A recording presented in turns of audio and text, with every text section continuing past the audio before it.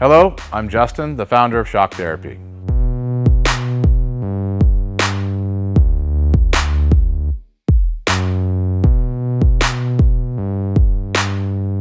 Shock Therapy has been around for 5 years, but we have personally been tuning suspension on off-road cars and race vehicles for over 25 years. We tune between 10 and 15 cars per day, every single day of the week.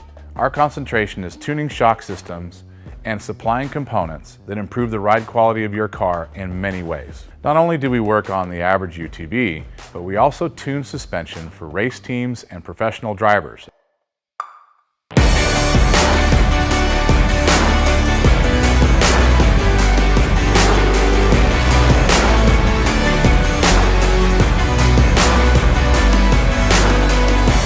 We currently tune for over 87 race teams in Best in Desert and Score. Our clients and race teams rely on our suspension components to allow them to win races and keep them safe. Suspension is a moving target. We are always trying to hit that target with every customer that we work with. Each customer's needs can be different, and we tune our kits accordingly. Our research and development never stops. We improve our components every single day. As the industry evolves and improves, so do our parts and kits. As of right now, we have over 100 products for UTVs. So when you bring your car to us, you have the satisfaction of knowing that you have the most experience, the highest quality products, and the fact that your car is being tuned specifically to you.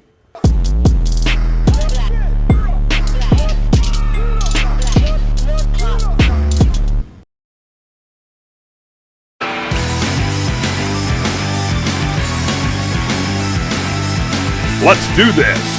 Get ready for the Dirt Life Show. Yeah. What is up, everyone? Welcome to episode 34 of the Dirt Life Show. We are really excited to have you guys here tonight. Pumped as always. This little dang show just keeps trucking, man. It's pretty cool. In studio tonight, I got co-host extraordinaire Casey Peck. What's going on, dude? What's happening? How's things going? All right, you? Yeah, I'm doing pretty good. So I always forget to mention my name. I'm Jordy Hamill, and we are very excited to have everybody here with us tonight on this quarantine Monday. This is just like, it's still so crazy to me, all this freaking madness in the world. It's insane. We were just talking about the kids at home, and they're just being zombies. I wonder if a lot of families are having that.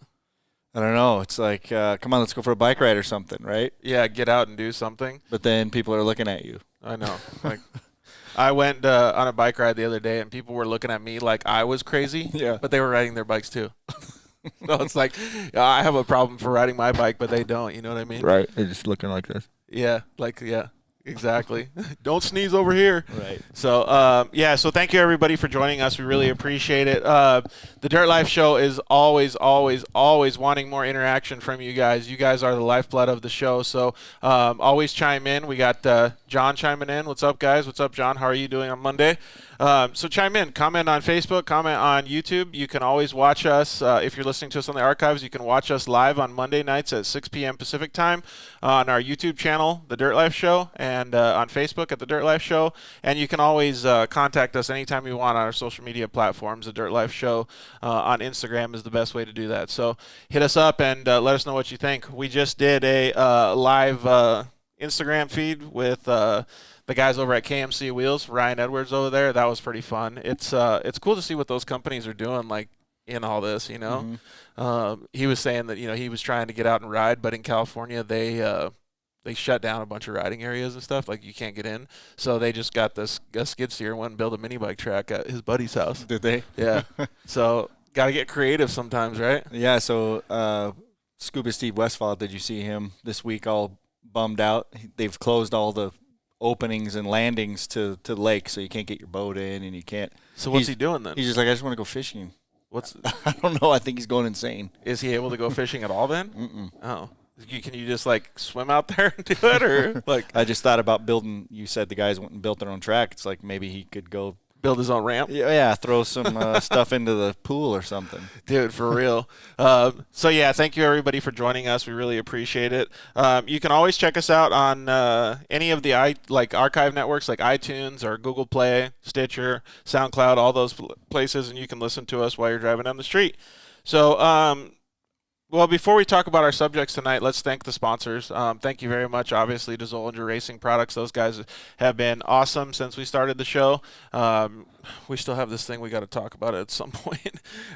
They make awesome stuff. Their headquarters are in Nibley, Utah, and they make everything there. So it's all made in the United States. So they make tie rods, radius rods, all kinds of bitchin' stuff for your side-by-side. So go check them out. You can use the code DIRTLIFE on their website to save a whole bunch of money. So definitely do that. Or you can give them a call and tell them that the Dirt Life Show sent you. Thank you to the guys at Rugged Radios for always supporting us, too. They gave us some radios that we're going to give away. We're going to do a social media contest, but we're not going to do it for the next few days here, maybe even next week. But pay attention to that.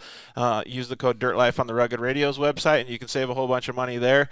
I was thinking about doing like a commercial or something with the radios, like, since we're all quarantined, we could talk to each other from across the street or something. There you go. I think that would be pretty fun. From the supermarket? Yeah, something like that. What do you need? Yeah.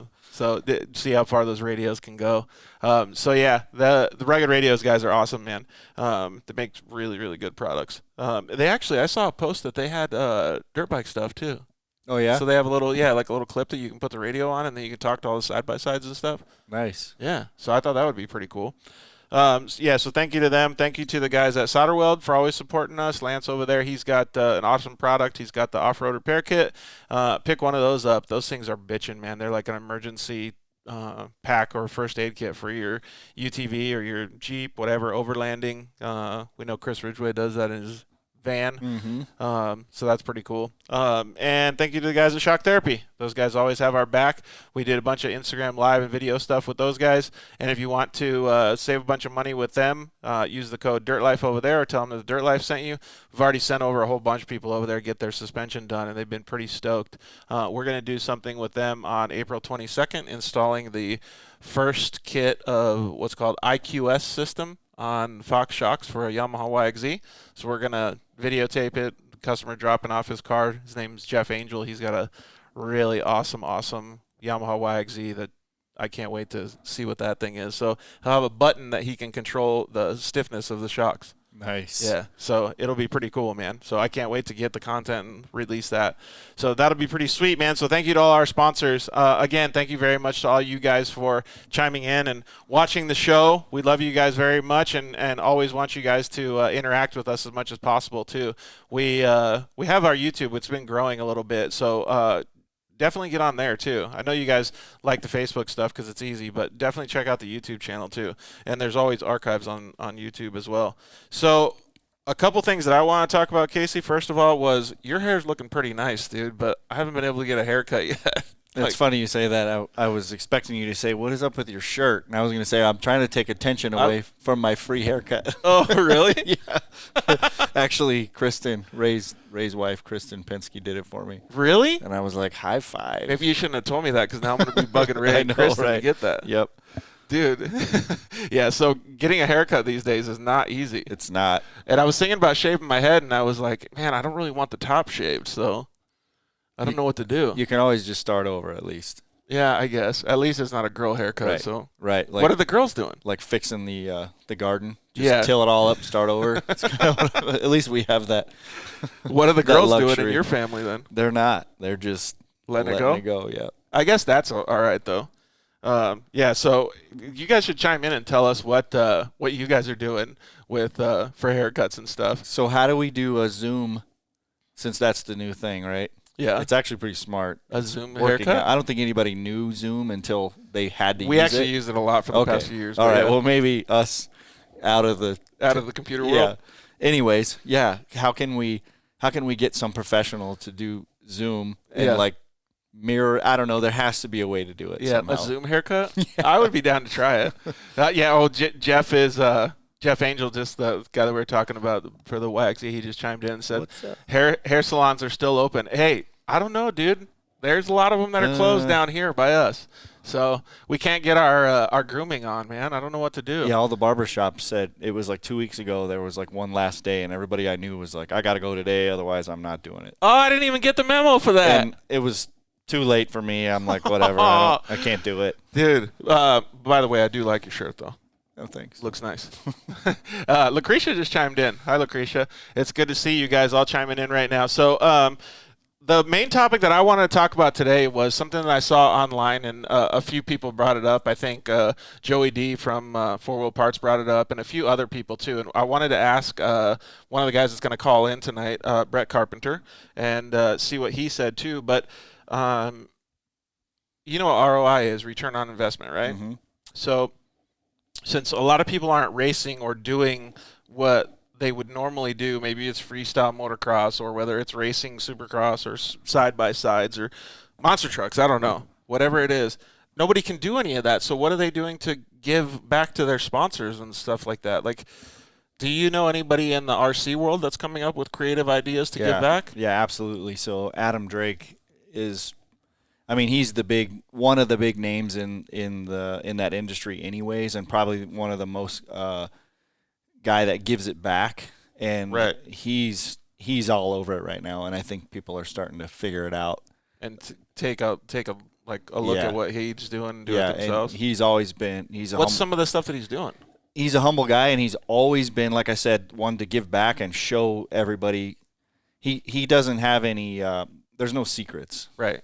He's got a lot of things he's learned along the years or along the way, but to help the normal guy or gal get it figured out, he's totally open for it, and he always is at the race, at the track anyway. So he picks a subject, and then he goes, so he's fully in depth in it, and he's putting out a video like every day, pretty much. So he's captivating his audience by giving them what they want to hear. Totally, and it's the cool thing is he obviously has plenty of companies and people that he represents, but not just that. Like he's going into, here's how you would do X, Y, and Z with whatever you have. Let's try awesome. Let's try and reverse engineer all that then for the return on the investment value. Right. So you have a bunch of people that are interested in your program. Mm-hmm. So in his case, there's, let's just say, 5 sponsors. Mm-hmm. And those sponsors don't have a way to showcase him at the races. So now he's doing, let's just say, instructional videos or how-tos, or getting people involved in the content that he's producing, and he's showcasing all of their products while he does it. So maybe a tire company in an RC car, or an engine company or something like that. Yep, absolutely, all the above. Dude, that's a really good idea. Yeah, and he's always been that way. I think he's pretty much the first one to be that way and be an open book. But at the same time, he can do it to where well, right now everybody's sitting at home jacking around. So right, but here's what's really cool about it is you don't see one of his videos and think, oh, he's a Mugen Seiki guy. I'm not interested because I'm a whatever guy. Which is a brand, right? Yeah, a brand, right? It would be like a Ford Chevy thing or whatever. You watch it because you know that even though he's doing it to that vehicle, you could apply it to your vehicle, and then in turn you're getting exposure to his brands. It's like he's just smart about it. That is really a good idea. Right. So he's very generous in what he's doing, but it's highlighting the person he is, the people he represents. But then it's also just helping the industry, period. So I could think of a really, really good topic off the top of my head. So I was at the Works races a month ago, 6 weeks, whatever it is. I don't even know what day it is.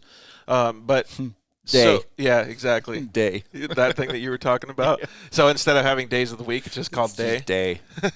Well, Caden Danbury, he's going to call us in a little bit here.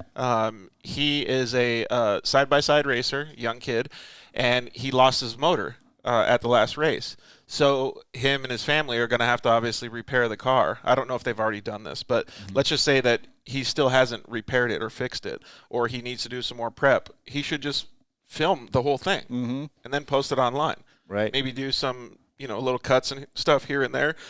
Do some stories about it. That would be really, really valuable because then he's showing the ins and outs of everything. Absolutely, especially when you're him and whoever's working with him on it. They're obviously skilled at it, so people would want to see it. Yeah, absolutely. You know what I mean? It's not just like there's plenty of YouTube videos out there about Backyard Bob who just decides to change his own belt one day, right? We've seen some of those too, and they're hilarious. They don't even know what tools they're using. Exactly, but they're still doing it.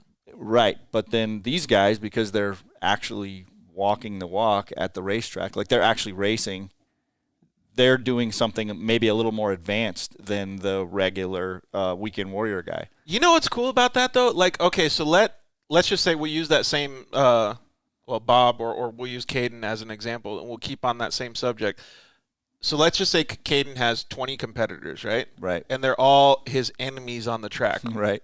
I guarantee you they're all going to still watch. Oh, guaranteed. And all the people that like him are still going to watch, and all of the sponsors that he has. But they all somehow have something to say, which means they only could have seen it if they watched it. Makes total sense, So dude. really, he's winning, right? He's winning. He's double winning. He's winning the industry the way I see it. That is really cool. Sarah Danbury said she just chimed in and said they're here. So, all right, Sarah, well, you used your son as a topic of discussion right now, so thank you for letting us do that. And then Jeff Engel said, Chris Heighton, hey, buddy. We definitely miss you, Chris. Hope you're doing well, man. I talked to Chris the other day about some sim racing. Have you seen how that's blowing up? I have noticed that. Yeah. With lots of big names, too. Yeah, it's really blowing up. It's pretty cool. And it's kind of cool because you can get companies to sponsor the sim racing, too. Really? So, yeah. So let's just say, like, I don't know if they have RC sim racing, but if you have, I don't know, let's just say KMC Wheels, since I did an Instagram Live with Ryan earlier, KMC Wheels could be a sponsor of this show, could be a sponsor of, let's just say, your racing program, and then also a sim racing program. Sure, and that's a perfect way to go ROI. Exactly.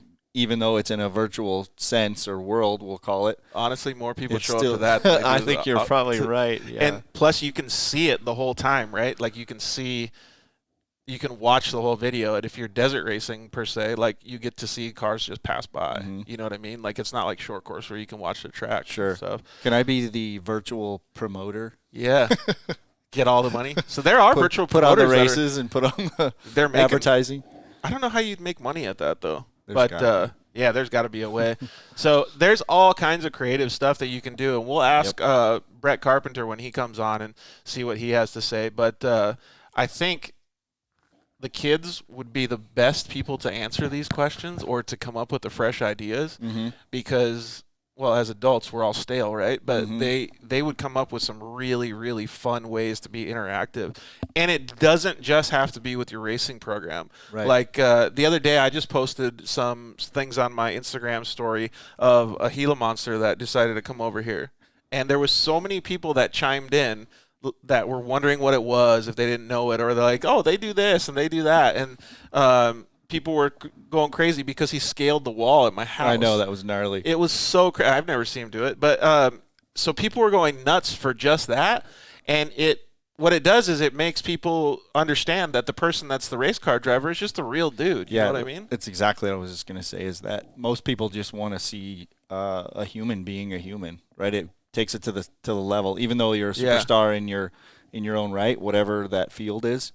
Well, it's still a person. Yeah, exactly. So if you saw Jeremy McGrath or Michael Jordan or somebody, right, and you saw them putting on their pants one leg at a time, right? Like, you'd be like, oh, wow, they're the same as me. How much milk do they put in their cereal? Exactly. Do they like it full or do they like it a little dry? You know what I mean? Like, those are the kind of things. What toppings do they like on their pizza? Right. Yeah. It's true. It really is. Totally. It makes total sense, too. And then it's funny because those videos, like that stupid little video of me putting a Gila monster on there, got way more interaction than most people. And funny, somebody actually gave it a nickname and called it Godzilla. I almost called you to say, hey, you remember that those things are mean, right? Yeah, well, they're mean, they're poisonous, and they're extinct, so you're not allowed to touch them. Yeah, that's true. Or endangered, so you're not allowed to touch them. I figured you were a big boy, you knew, but when I saw that, I went, how bad would this be if it was like, it went nuts. Have you seen them run when they're mad or scared? Yeah, this guy was so tired, though. Okay, there was one person that chimed in. He just had tacos? Yeah, it was so funny. They're like, yeah, he's probably just over the being quarantined at home with his family, so he just dipped out. Nice. And I was like, he looked tired, so he must have just chilled and just waited for waited to be able to take a nap, and then he just scaled the wall, just hanging out. So well, let's get back on the ROI subject. We got Brett Carpenter on the line. Can you hear us, bud? Yeah, what's going on? What's going on, dude? Brett? Not too much. How you guys doing? You got Casey and George on the line. We're doing pretty good, man. Nice. Who else is on the line? My co-host, Casey Peck. Oh, nice. How's it going, Casey? Good. Yourself? Good, thanks. Awesome. You guys have a good Easter? Awesome. We did. And you? Yeah, not bad. As good as could be, right? All things considered, it was great to just spend time with the immediate family and did some virtual calls with the rest of the family. But it was good. It was relaxing and pretty quiet, but overall can't complain. Yeah, I agree with that. We all definitely had a relaxing Easter from in our world over here too. So No doubt. we were talking about earlier, just on the show, just a couple minutes ago, about return on investment for sponsors. Like, since there's no racing or anything going on, there's no freestyle motocross, there's nothing going on right now, and since you're so obviously in that work every day, what are you dealing with some of the racers and some of the teams and stuff like that to be able to help them provide a better return on the investment to you guys? That's a good question. I think that's a good question for everybody, and I don't know if there's any real right answer to it, but I think the biggest thing is just staying active, just recognizing that when your sole purpose is racing and you've got contracts that require you to race and put up results, and that's what your sponsor is looking for. And then something like this, totally unforeseen, happens, something that nobody could have predicted. I think the biggest thing is just really staying active and getting creative. Like I said, I don't think there's any right answer, but it's certainly not the time to be sitting around. It's as creative as you can get out, social distancing permitting, and trying to, just create some content, whether it's things in, it could be little things in your garage, just little things with your vehicle, getting creative on some how-to videos, or, just trying to speak to your audience and using your sponsors as points of reference to the topic of discussion, and just creating small bits of content, I think is the go-to, probably a good idea to reach out and unless your sponsors have already reached out to you, which I would imagine a lot of them have in this weird circumstance, but reach out and see what there is that you can do. Maybe there's certain things that a pivot that you can make where it's like, okay, I was supposed to race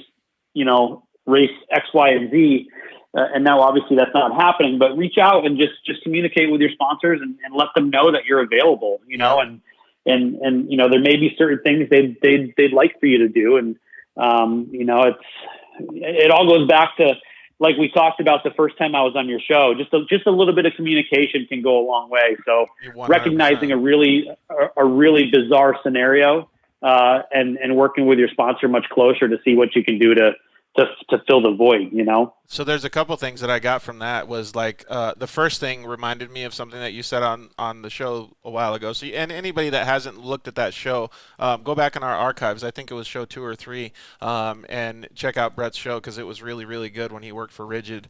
Ask questions. So if you don't know what content to put out there, and first of all, before we even say this, we're lucky that social media exists right now, because if this was absolutely 10, 20 years ago and we didn't have all of the availability to do this, people would just be getting clipped left and right.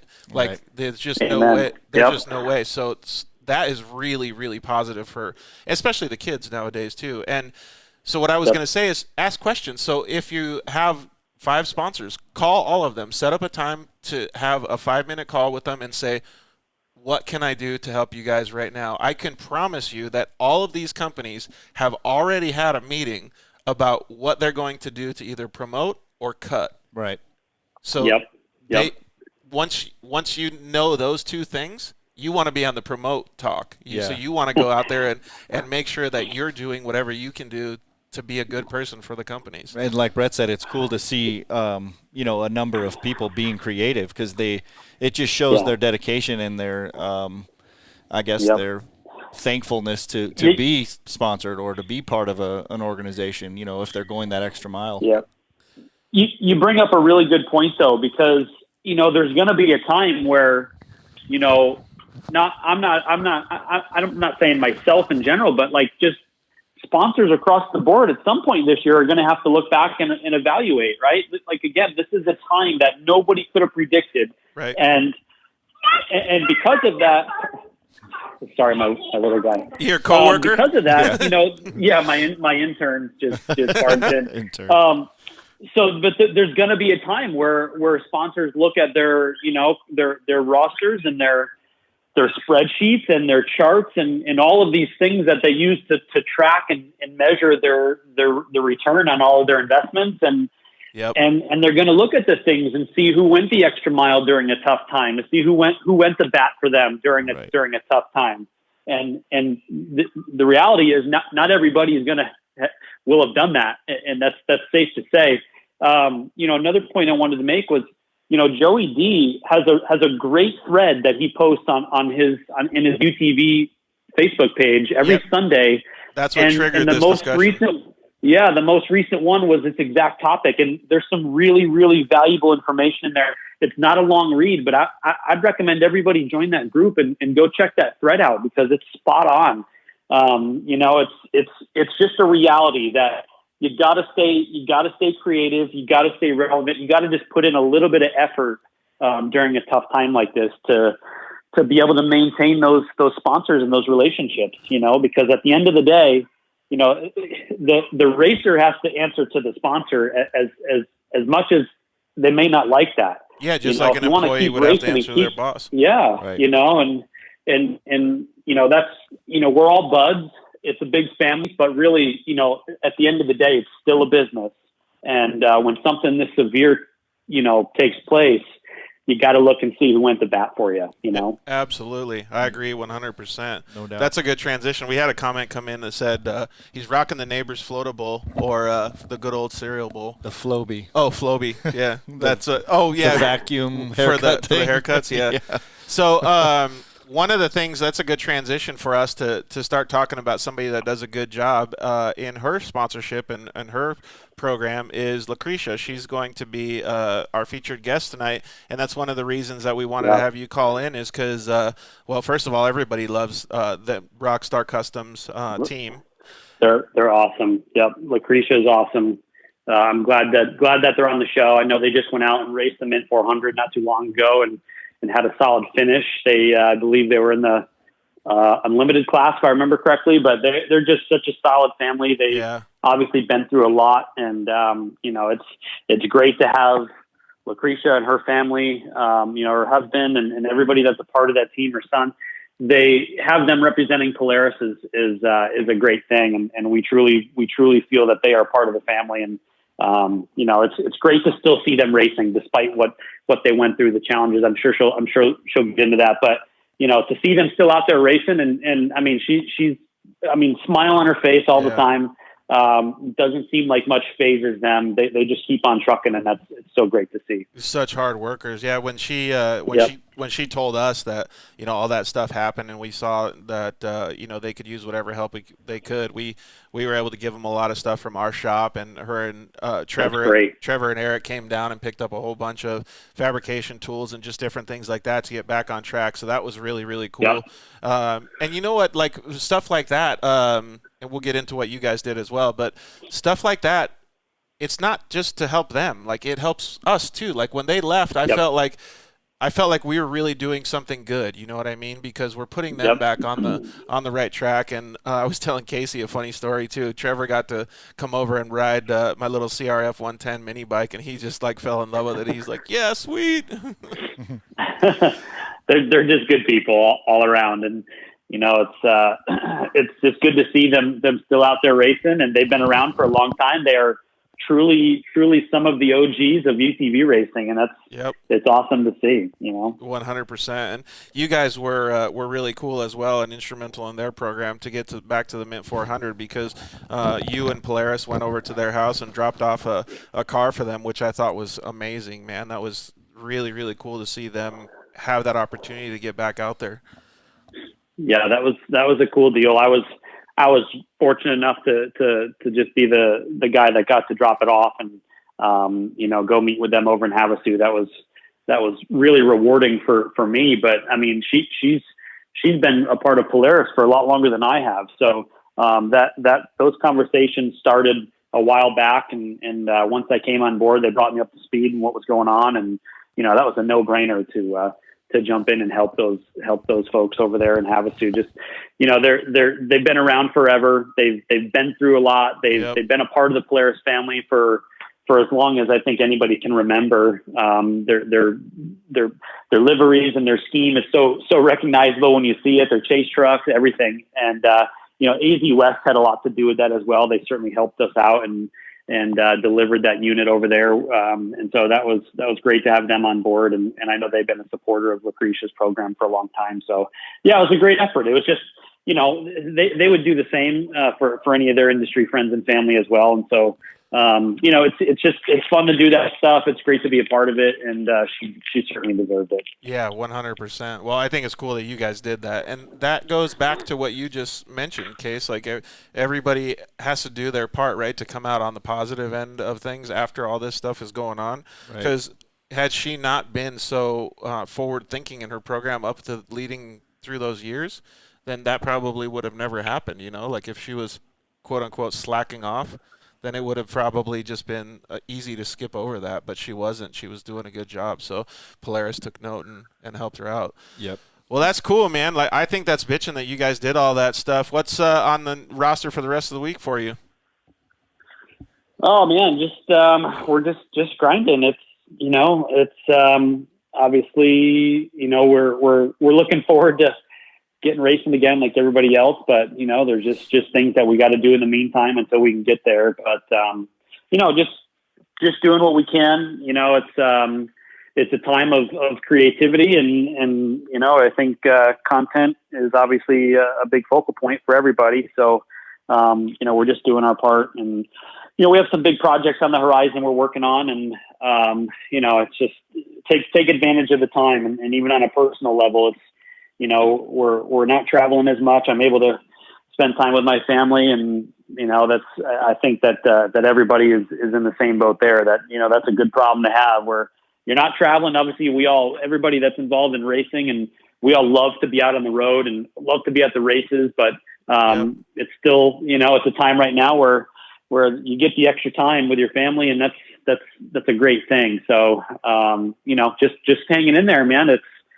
It's amazing that it's already Easter. It's already April. We're almost to May, and Lord knows it'll be great to hear that we can go racing again. Yeah. Well, how about you guys? Yeah. Kind of the same thing. And like Casey was talking about this the other day too, and you were talking about it. But when you say when you have meetings at work, like if you're having Zoom meetings, you say, "Excuse my coworkers," like you're just gonna have to your colleagues. Yeah, my colleagues.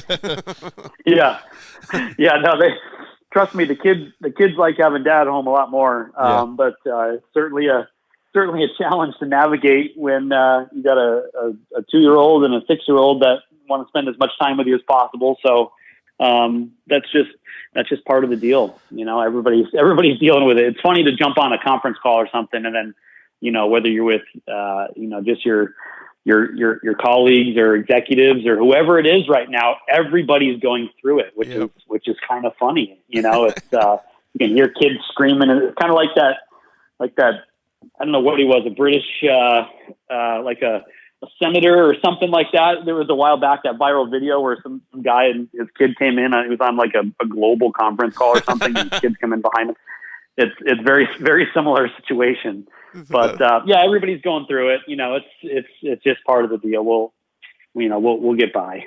So funny story before I forget. So we got to haul butt on that story. So okay, go for it. So my wife she's a speech therapist, so she's doing her therapy through Zoom meetings, and they have a meeting to say, hey, how was it with how's it going with her coworkers? And one of the coworkers goes, man, so-and-so's grandpa has walked across the screen in his underwear 4 times today.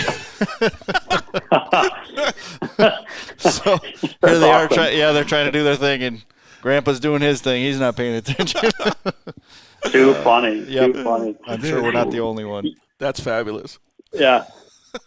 What else I think is cool right now is while there is no real racing, there's a lot of virtual racing and iRacing, and the short course race, Jim Beaver short course race just took place this weekend, and man, what a time if you're an iRacer or a esports competitor. I mean, geez, what this is like the golden time right now. So it's kind of cool to see all that stuff taking place. Yeah, it's certainly booming. It's blowing up big time.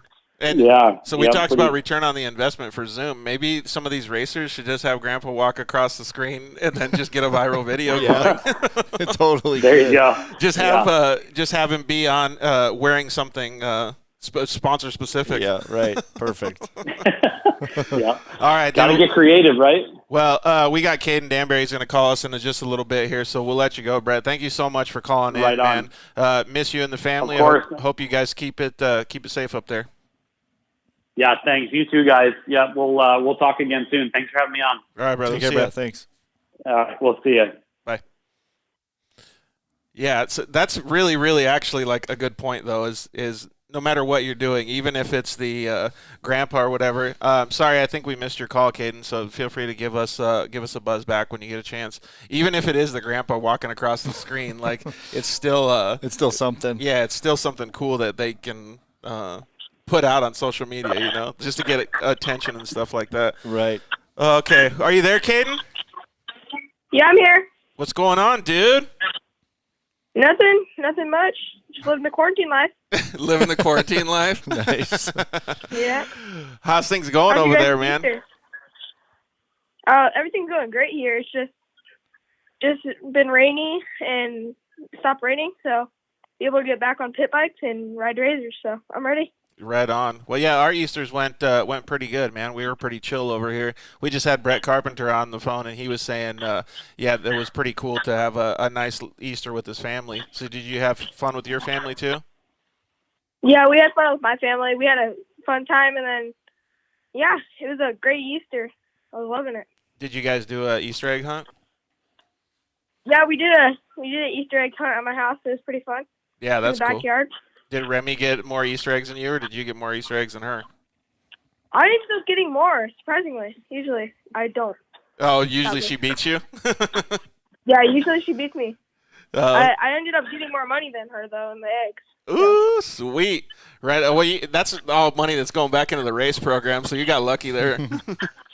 Yeah, I got lucky. So that's awesome, man. Well, did you hear what we were talking about return on investment for sponsors when we were talking earlier? Yeah. Yeah, I was listening in, and I heard you guys were talking about that. Lately, me and my mom, had our little thing. We printed out a schedule. We really thought, and we're, started writing down ideas for my sponsors, because my mom emailed all of my sponsors and saw how they can help. Yeah. How we can help them. And we just printed out a schedule, and we just started listing ideas, and we got our schedule going, and the more ideas we get, the more we write down, and the more things we do. Right on. Can you share one of those with us that you already done? Not the future ones, but maybe something that you've already done for your sponsors? Yeah, we did PRP. I did a little edit for them. I do some editing. Oh, it's some video stuff? Yeah, we did some PRP things. We did we videoed the seat and stuff, and then I ended up going on their website and because they have free shipping, and if you use the promo code together, you get 10% off with most of your purchases. So that was a sweet deal, and I was just on there just messing around because I love messing around with the seats. And so we did that video. We have a few of them coming up soon that we want to do. It's just we'll see what we can do in a matter of time. See what I was saying about the kids coming up with creative stuff? I knew it was going to be awesome to hear some of those stories. Mm-hmm.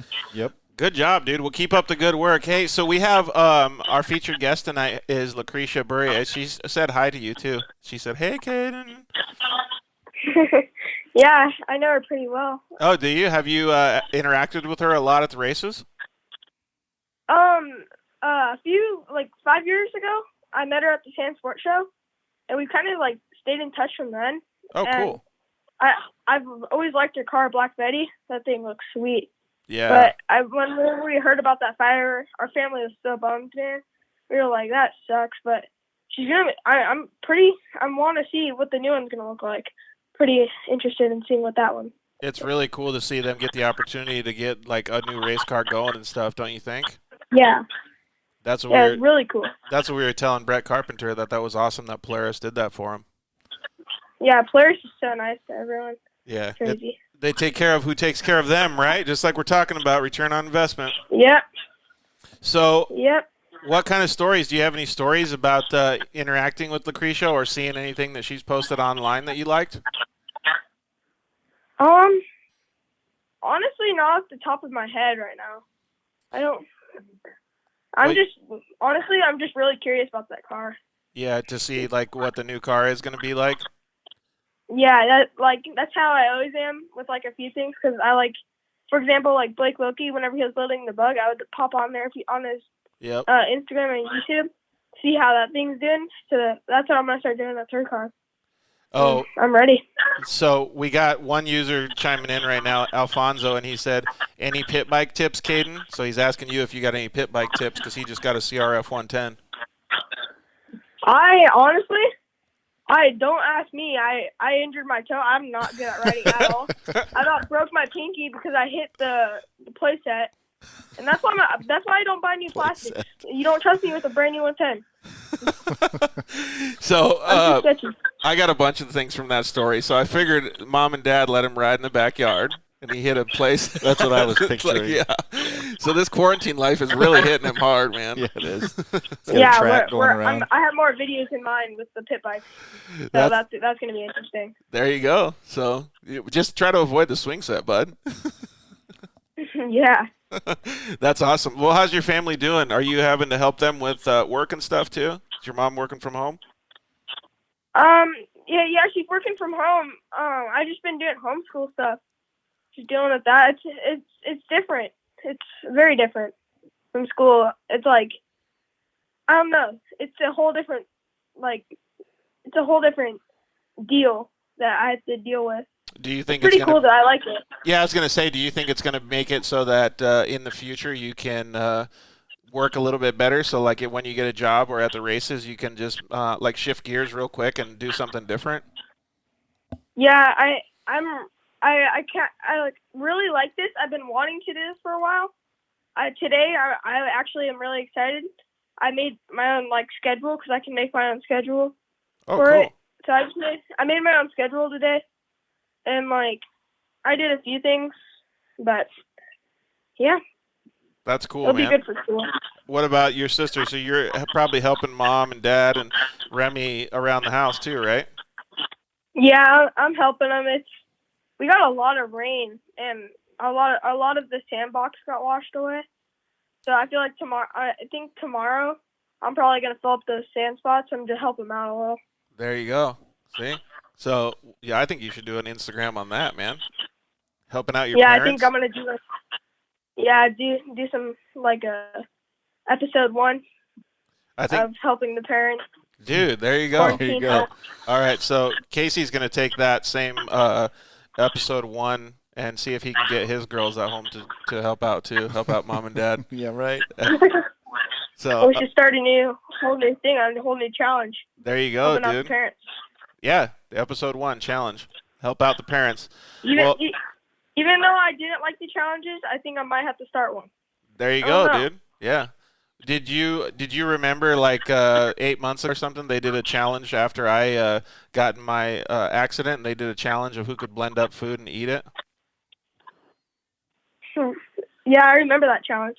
Some people blended up some really nasty stuff, like anchovies and hot sauce and really crazy stuff. Pizza. Yeah, I wouldn't do that. I didn't sign up for that one. I don't think I would do that either. I would sign up for it. But some people did some pretty cool stuff. Like one family did donuts and ice cream. That looked pretty good. Yeah. Mike Gardner did one. Yep, he did In-N-Out Burger. That was pretty cool.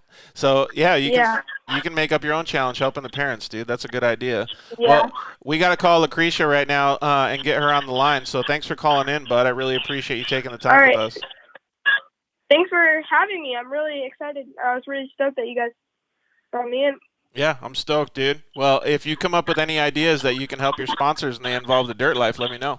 And we're looking forward to episode 1, Sandbox. Yep. All right. All right. Tell your family I said hi, bud. You too. See you later. See ya. All right. Bye. Bye. That's awesome. Episode 1, Sandbox helping the parents. That's pretty cool. I'm totally picturing a little mini moto track in his backyard. The sandbox is the sand section. Yeah, there you go. And somehow or another, there's these ruts going around this big play set, right? Mm-hmm. And he busted his toe.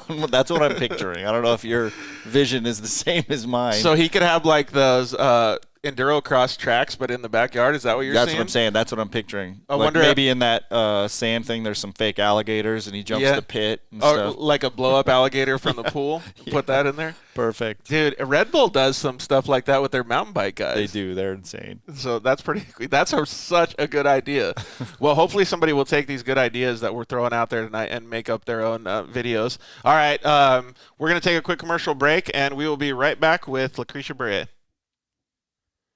Yeah, finally, we got Lance from Solderweld in the studio. Thanks for coming down, bud. Hey, why don't we just record a commercial now? Yeah, why not? So good to be here, man. It's been a lot. I've been trying to get down here forever, and I wanted to talk about the off-road kit. Dude, I love those things. I got it in my pack. Yeah, we're running hundreds of vehicles now running them, whether it's a UTV or some guy's got it in a backpack on his motocross. He's got everything he needs to make a fix right there on the fly, out on the trail, or in the desert, whatever it is. Well, since I've already used one, I kind of know what to use it for, but explain what it does. All right, so let's pull one out real quick. You've got your aluminum rods. Remember, they're rods, right? So, light torch, small torch. You can throw it in there or throw it on the rig with your flux. It decontaminates and cleans like let's say a radiator. You get a random rock chip runs through as you're racing. You get a rock chip in a radiator. You got to fix it right there, or you're out of the race. You can patch it up instead of. You can patch it up. It's all good to go. Yep, just like welding. Yeah. Also, as well with that, you've got a brake line fix. So with your flux, you can fix a brake line, stainless steel. And then your hot block, heat absorption putty. So it keeps you from getting burned, number one, as well as keeps the heat from traveling. So it's really nice. I've used this not even to fix anything, so that stuff works so good, man. Listen, it's easy. It straps in nicely so that you have everything you need in one little place, and you don't have to carry a big bag in it's the like a first truck. aid kit for your vehicle. Yeah, chase trucks have it as well, so that if they need to make a fix on the fly, they can get it done and get it done quick and get you back in the race. Dude, those things are so cool. All right, so it's at Solderweld on Instagram, Facebook, and solderweld.com. Awesome. All right, thanks, bud. Appreciate it.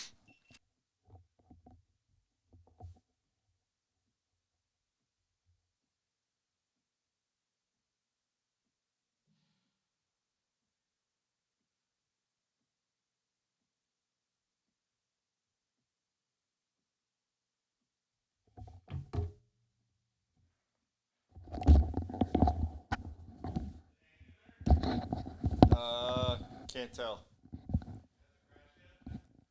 No, but I'm on screen. Uh-oh.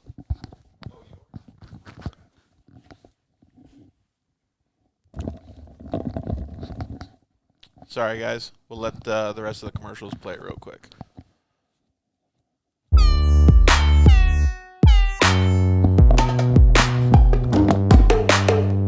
Hello, I'm Justin, the founder of Shock Therapy.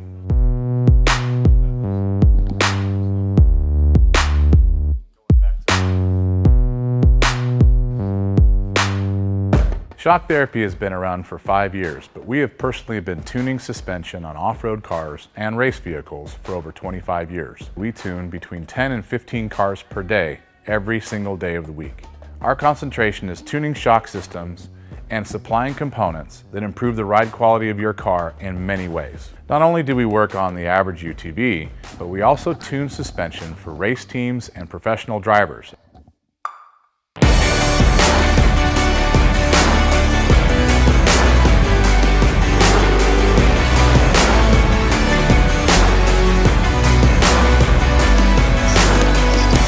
We currently tune for over 87 race teams in Best Desert and Score. Our clients and race teams rely on our suspension components to allow them to win races and keep them safe. Suspension is a moving target. We are always trying to hit that target with every customer that we work with. Each customer's needs can be different, and we tune our kits accordingly. Our research and development never stops. We improve our components every single day. As the industry evolves and improves, so do our parts and kits. As of right now, we have over 100 products for UTVs. So when you bring your car to us, you have the satisfaction of knowing that you have the most experience, the highest quality products, and the fact that your car is being tuned specifically to you.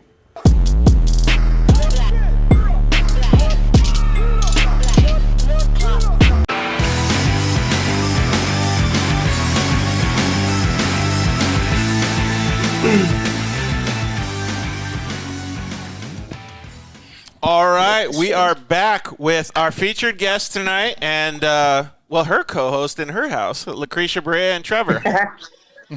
Hi. What's up? How are you guys doing? Good. Pretty good. So I think I just introduced you guys to my co-host Casey Peck. Casey and I actually grew up together out here, kind of where you came over and met us, Trevor. It was pretty cool, man. We got to do all the mini bike riding and all that stuff when we were little too. On our old stomping grounds. Yep, exactly. Very cool. So we got a couple people come on the show earlier. We obviously want to get into your story, Lacrecia, of how you got into off-road racing and stuff. And for everybody that doesn't know who Lacrecia is, she's one of the, it was said twice already today, OGs of side-by-side racing. Lacrecia grew up in a motorsports environment. She's been around it her whole life. Obviously, her family is in it now. They run a company called Rockstar Customz. They build and fabricate race cars for her team, obviously. They help out other people. She's a championship-winning, best in the desert off-road racer, and she's still doing it after all these years, man. She's really, really got a very, very good name for herself in the industry, and man, it's just nice to have her on the phone with us, or on the show with us. It's nice to put a name to a face too, because she's always chiming in, saying hi, and all the above. Exactly. So welcome, Lacrecia. Oh, thanks. Thanks for having me. I really appreciate it. No problem. Well, what's going on with you guys? Do you guys have a good Easter? Yeah, we don't do a lot of big holidays. We just we actually had a good weekend. We have friends that have property up in Yucca. We took the 110s and the side-by-sides out and did a little social distancing with a couple of really close friends and drove from Yucca to Alamo and back. It was really fun, and then did a lot of pit bike riding around their camp area. Right on. How was that, Trevor? Was that pretty fun? Yeah, it was pretty good. What He kind of crashed. Really? He's like, Yeah, come on, Mom. Don't tell him. Don't tell him I crashed. What happened, dude? You got to give us a story. Well, my buddy was hitting a jump, so I decided to hit the jump. But I hit the jump a little too hard and ended up landing sideways, and I slid down the backside of the jump on my head. Oh, great. Oh, no. Oh, man, you got any battle wounds? A little bit of scrapes on my arm, and I ruined my helmet, but Hey, it's all right. safety first, right? Yep. Mom always teaches safety first, right? Yeah. Absolutely. So we got a audience member, John, chimed in and says, she's my badass cousin. Hey, Trevor. Hey, John. Yeah, he's a cousin. I haven't seen him since I was little, probably. He used to live in California. He used to race flat track motorcycles. He's pretty badass himself. Yeah, right on. Well, the flat track is actually gaining a lot of ground. It is. So before we get into your story, we had the topic of conversation that we had today was about return on investment for sponsors, and your name came up a couple times because you guys do a good job at that. Obviously, you know, doing things in the shop and showing what you're doing on social media and things like that. Do you have any suggestions for some people that are watching, like to be able to get their return on the investment when they're not racing? I'm actually taking tips from everyone else, but I think you kind of have to schedule it into your day because these days go on and you kind of forget because we're not racing. Yep. So you kind of have to make a schedule and say, hey, today we need to make a post for these guys and let's do something for them. And I need to get better at that, actually. We need to really start working on it as this keeps dragging on. Well, I think you should repost that picture of you in the Razor doing like that wheelie, like that. Whatever. Yeah, that's awesome. You must have hit like a bump and had the front of the car come off the ground. But I think that's cool. like literally the awesomest picture I've ever seen on a side by side. It was actually Trevor. I was at the Mint 400 last year. I let him drive the first lap. And Michael Isom actually came up to me at the start line and said, hey, go tell Trevor right outside of pit B to check up. They look like normal whoops. They're not. He had crashed and tore his car up there. So I run down there and tell him, and he still kind of hit it a little bit too hard. Oh, that was you driving, Trevor? Yeah, I'm going to have to take credit for that one. Dude, I'll give you a virtual high five for that one, dude. That was an awesome picture, man. Double high five. Yeah, I got some pretty good photos from that. That one needs he's able to ride it out and we finished the race. So the A-arms were a little bent, but it was all good. And he came around. I said, Trevor, do you want to stay in for the next lap? He said, nope, I'm getting out. That one needs to be tagged with like your engine tuner or your whatever computer programmer for horsepower. That's because that says it all right there. Regardless of what happened, that's what it looks like. Or like a funny meme that says, "How hard are you puckered?" Like, yeah, right. We had Tisha Edwards said she's my bestest friend from high school. Hi from Delta. Hi, Tish. So, we kind of have the same name. So we were Tish and Krish. Oh, really? That's what you guys went by? Yeah. So let's get back into your story then. So what actually made you get into motorsports? Did you get into it at a young age? Yeah, so my dad loved everything motorsports. We always had dirt bikes. I had my first bike was an XR75, and I was really little, like maybe 5. I couldn't touch the ground. So he would hold it up for me till I got going, and then he just let me go and I rode it till I crashed. So we just did a lot of timber riding. We didn't race or anything. There wasn't any kind of races like that when I was a kid. So I started out there. We had snowmobiles, we water skied, we snow skied, and we just did anything there was to do. We did it. When you say timber riding, that means that you weren't from Arizona then when you were growing up, huh? No, we were in Iowa, so it was hill climbing and timber riding. So to watch out for trees. That's gnarly, though. Short bars, right? Yeah, I always get sketched out when I see all those like woods riding things because I feel like we, as Arizonans, like we would easily hit the trees. Totally. We're not used to that. We got creosotes and mesquites. Yeah. Yeah, for sure. And, I'm so far removed from that now. Like, I don't particularly care for riding in the trees. I like the desert way better. Sure. Yeah, well, you're a desert expert, that's why. But anyway, so you grew up obviously around motorsports and stuff. And did your dad want you to race, or like what was the like? Why did you like it so much? Because a lot of girls would say, "No, I don't want to do this. I want to go do something else." I have an older brother. He's 6 years older than me, and we're just super competitive. So everything was trying to beat each other doing stuff. Of course, he was a lot older than me, but I still want to try. So everything he wanted to do, I had to try it too, and just grew up being real competitive.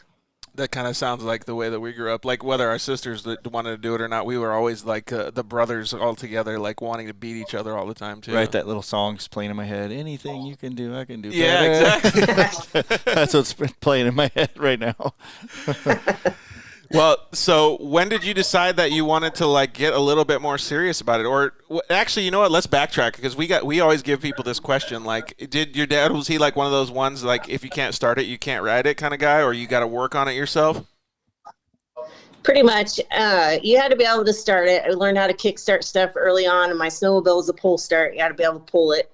I learned how to water ski on one ski when I was 11, and he really egged us on, and he would want me to be competitive. So if there was other boys around my age, he would say, well, she can do it better than you, and really egged me on a lot. That's cool though. That's like a motivation right there. Totally, yeah. Yeah. That's probably what gave, like those little things was what gave her a competitive spirit these days, Mm-hmm. And obviously wanting to beat the big bro. Yeah, for sure.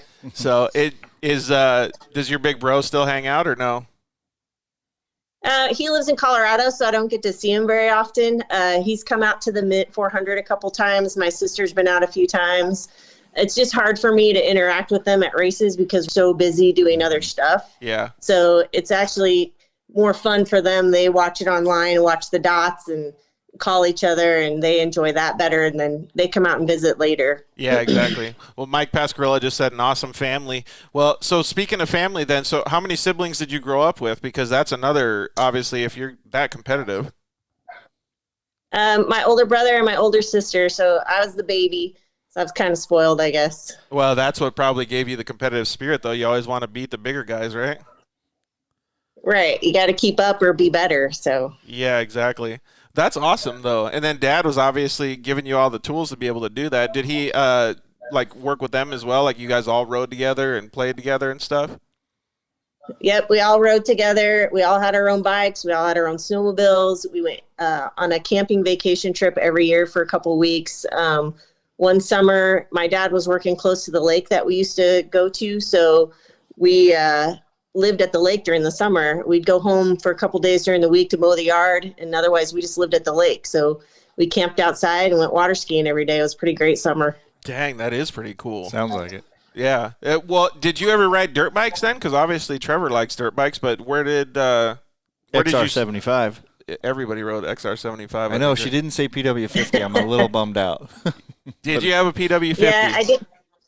Those didn't exist, but my cousin there was a 2-stroke one, and he had that, and I got to ride it, but I didn't like it. So I just stuck to my 4-stroke. Nice. She's an OG 4-stroker, too. Awesome. Super OG 4-stroke person, huh? Cool. What about the snowmobiles, though? Do you like those? Loved it. That was like my favorite thing. And probably if we'd stayed in Iowa, I probably would have raced snowcross. I absolutely loved it. But we moved away when I was 14. So then I was just a pretty regular teenager, except I used to steal my dad's hot rod truck and go drag race on Main Street when they weren't home. And until I met Eric, and then started getting real competitive again with these motorsports. That's cool. Did you, when you raced the truck, were you already like having that competitive spirit then? Yeah, because it's kind of a sleeper. It looks like the farm truck, but it's black. Ooh. And my dad's a motorhead, so it was all cammed up, and I love that thing. It's a long bed, 1971 Chevy, and so nobody ever thought I would win. I beat everybody. It was awesome. Did you race for money? Nah, we didn't have any money. I was going to say, racing for money, you could have come home with a bunch of cash. That would have been fun. Right? It was just bragging rights. Right on. That's pretty cool, though. We had a couple people that were talking about like doing the old school drag racing and stuff like that. I would have liked to have been able to see that or do that, because having like a non-sanctioned event would be really, really cool. Because everything's sanctioned these days. You know what I mean? Like the legal street racing doesn't really exist too much anymore. Right. So, did you guys move straight to Arizona after that? I met Eric in Las Vegas. My dad was working there right after I got out of high school, pretty much. So I moved there. I met Eric there, and we had Trevor, and he was about 2 years old, and we didn't really have my parents had moved back to Colorado. We didn't have anybody there, so we decided to move to Havasu. He had family here, and we wanted some help with Trevor. Oh, right on. So so it made it a little bit better, huh? Yeah, just a lot easier to have someone help us out when we're both working and that kind of stuff, without having to go to a babysitter. I don't like babysitters and daycare. Yeah, I think that actually makes a big difference in all of the kids' lives. We were actually talking about that with my family the other day, too, that depending on how much time a parent can actually spend with their family, it's really, really a good decision if you can to be able to leave the parent with the kids when they're a really young age. Mm-hmm. Absolutely. Yeah, he stayed home with Eric and worked in the shop since he was 2. So that's why he's so good at all of this mechanical stuff, and he knows as much as he does because he doesn't know anything else. Yeah. He's done it his whole life. That's pretty awesome, though. And then, so you were talking about work and stuff. So what kind of job did you guys have, you and Eric, when you guys were in Las Vegas before you moved down here or down to Arizona? I was a nurse. I went to nursing school. I was in Las Vegas, and I worked as a nurse in the ER there. And Eric is actually a commercial electrician. So he was doing that. We both made really good money. It just kind of sucked. We didn't like the city, and we didn't have anybody there really to hang out with other than our work friends. So we came here where we had family. Yeah, it makes a big difference when you have all that help or support systems. Well, that's funny that he's a commercial electrician, right? Mm-hmm. Yeah, awesome. Casey does a lot of electrical stuff as well. So it's neat to see that, though. And one of the things that I wanted to compliment you on was it's not easy running your own race team, running your own business, being a nurse, and obviously having a family. And you do a very, very good job at time management and being able to do all that stuff. So kudos to you, because one of the things that I learned when I went up and was able to stay at your house and look at the way that you guys ran things and did stuff, I was barely getting into the side-by-side or off-road racing. And I learned a lot in those few hours that I was sitting there. So thank you guys very much for passing that information on to me. Yeah, absolutely. We try to share it with anybody that wants to know. So we've had a lot of different race teams come into our life and our race team and learn from us and then move on. And we're totally cool with that. I think it's cool that we get to do that. And it is tough. I work full time and try to help them run the business. And then I try to run all of the social media and all the marketing for the race team. Trevor's been helping out quite a bit lately. He's pretty good at it too. But it's tough. It's not easy. Yeah, well, and you got the team, so that's a really good way to put it too. Is that now you have a little bit of help too, since Trevor's able to learn some of that stuff too. We got one comment in that said Jessica said illegal street racing in Cali all day, so maybe you need to bring the truck out there and get some extra racing cash. Huh? Right. Whip up on some of those boys. Brett Carpenter said hi, Lacrecia, as well. So. Hey, Brett. It's cool to see that stuff. Like, we had Brett on earlier, and it was really nice to hear him talk so highly of you guys. And obviously, the stuff that you've done for his new company, Polaris, is really cool. It's amazing to see. I mean, the common theme that we're talking about right now, like, you helped me, you helped a bunch of other people, you obviously have helped your sponsors. It's so awesome, and we talk about this all the time. Just being a good person can make you get so much further ahead in anything that you do. Mm-hmm. Your job, your racing program, anything. Right. So every single day when I wake up after the shows or during the week and stuff, I always think back about it, man. It's so much easier to be a good person. Well, totally agree with that. What about you, Trevor? After you fell on your head, you still think you should be a good person? Yeah, I'd say being a good person, the best person you can be, is definitely very important. We got a comment in that said, do you have any Best in the Desert plans for this year if they're going to obviously start racing again? Absolutely. We had plans to race the Silver State 300 with our friends that let us race their car in Parker this year. He doesn't like the silt and I don't like the trees, so we were going to share that. So if it comes back, we probably still have that plan. And then we want to race Vegas to Reno for sure. I love that race. I love to go far, far away. And always Parker in October. I was so sad when they took that off the program, and now that it's returned, I can't wait. That's one of my favorite tracks. I've podiumed there, I think, 3 times. Yeah, sweet, man. Well, and it's a little bit closer to home, too. Yeah, it's not hard to get home afterwards. It's about 15, 20 minutes. Yeah, it's nice and easy. Well, that question came from James Morgan. Parker James, he said, so let's take a step back then. So you moved to Arizona, and you obviously had a new baby. What was the next step in your life? Well, when I met Eric, he was a quad rider. I'd never ridden quads because my dad didn't like them for whatever reason. I don't know. So he had a quad, and he bought me a quad, and he took me to the sand dunes in Glamis. And that was definitely a challenge, but it was a lot like riding a snowmobile. So I got the hang of it pretty quick, and we went a lot. We went every 2 weeks during the season, and even after we had Trevor, we still went. So we had really nice Banshees for a while when those were super popular, and then we went back to 4 strokes. And then the Rhinos came out. And somebody brought one to Glamis. We thought they were dumb. And then somebody brought one to our garage because we were building rock crawlers at the time because we were really interested in rock crawling. And he said, hey, can you build me a cage? So Eric built a cage, and from there it just took off. Like, he built a cage for that guy brought 5 guys, and we just couldn't build them fast enough. Yeah, it makes such a big difference, especially being good people. That's how you get good business, too. All right, so I want to backtrack just a little bit and ask, on the Banshees, did you have a Toomey kit? Eric's had Toomeys. What did I have, Eric? You have to.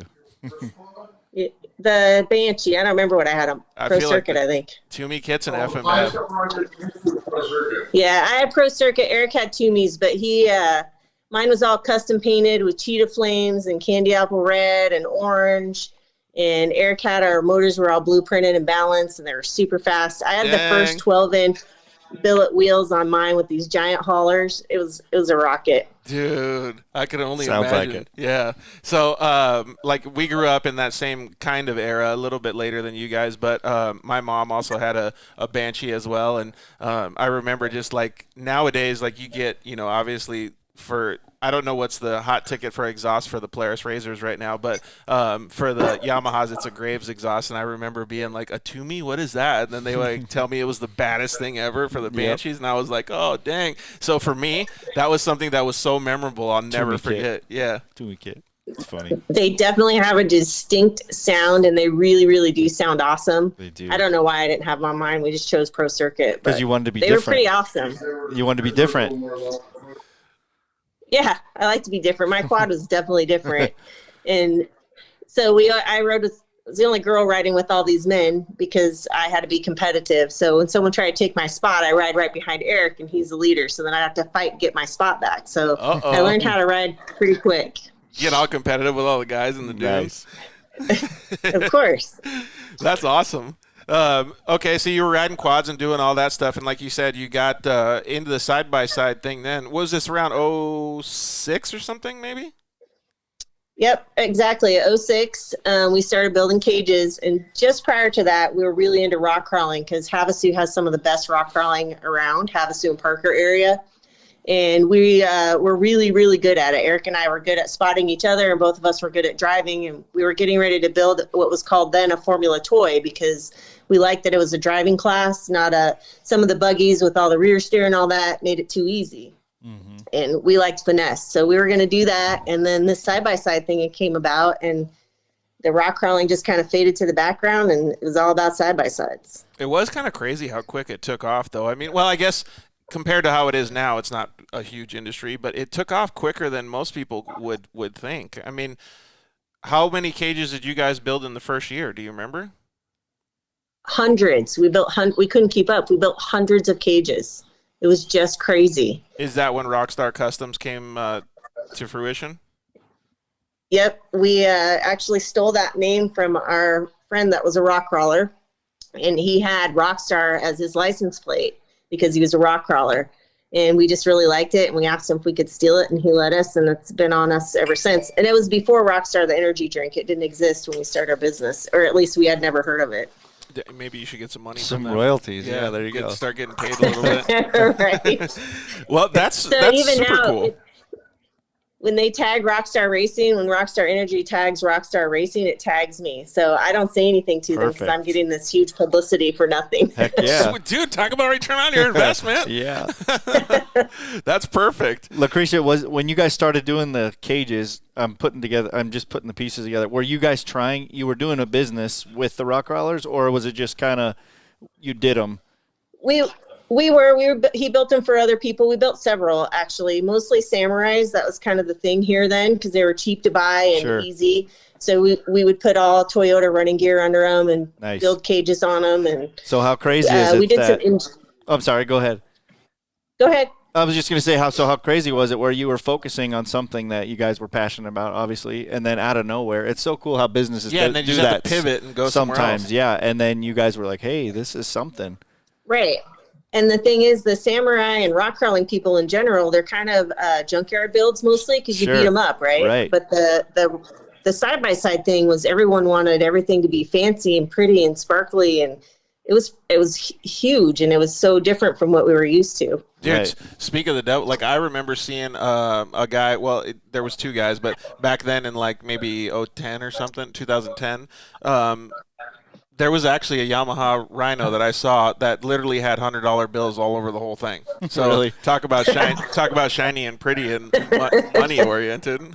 Totally. But how cool is that it becomes something super successful that you have no idea is coming, especially when you're aiming at something else. That's so cool.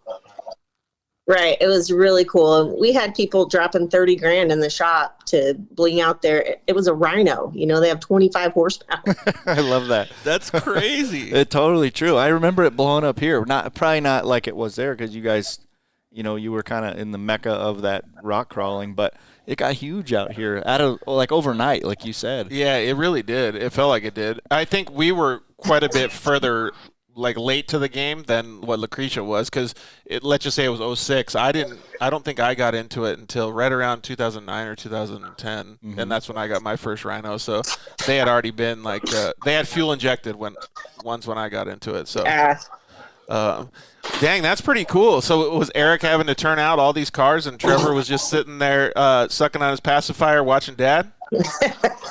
Yep, watching cartoons. He had his little area in the office. They had a TV and games and toys, and sometimes he would go to Grandma's, but mostly he hung out in the shop with us. And I was a flight nurse at the time, and I only worked 2 days a week. I worked 24-hour shifts. I worked 2 days a week, and the other days I was at the shop. Oh, cool. So you were learning at the same time then, too. Right. I learned a lot. I had to learn all about all the parts and what fits what and what's not a good idea, and learned all the better products. And it's where I got a lot of my relationships for racing, because they were my vendors. That's a really good way or conversation to talk about this return on investment too, because all of the stuff that she's doing, like she grew up in motorsports, right? She's clearly can race because she's racing and waxing all the boys in a truck, right? And she grew up riding snowmobiles and all that.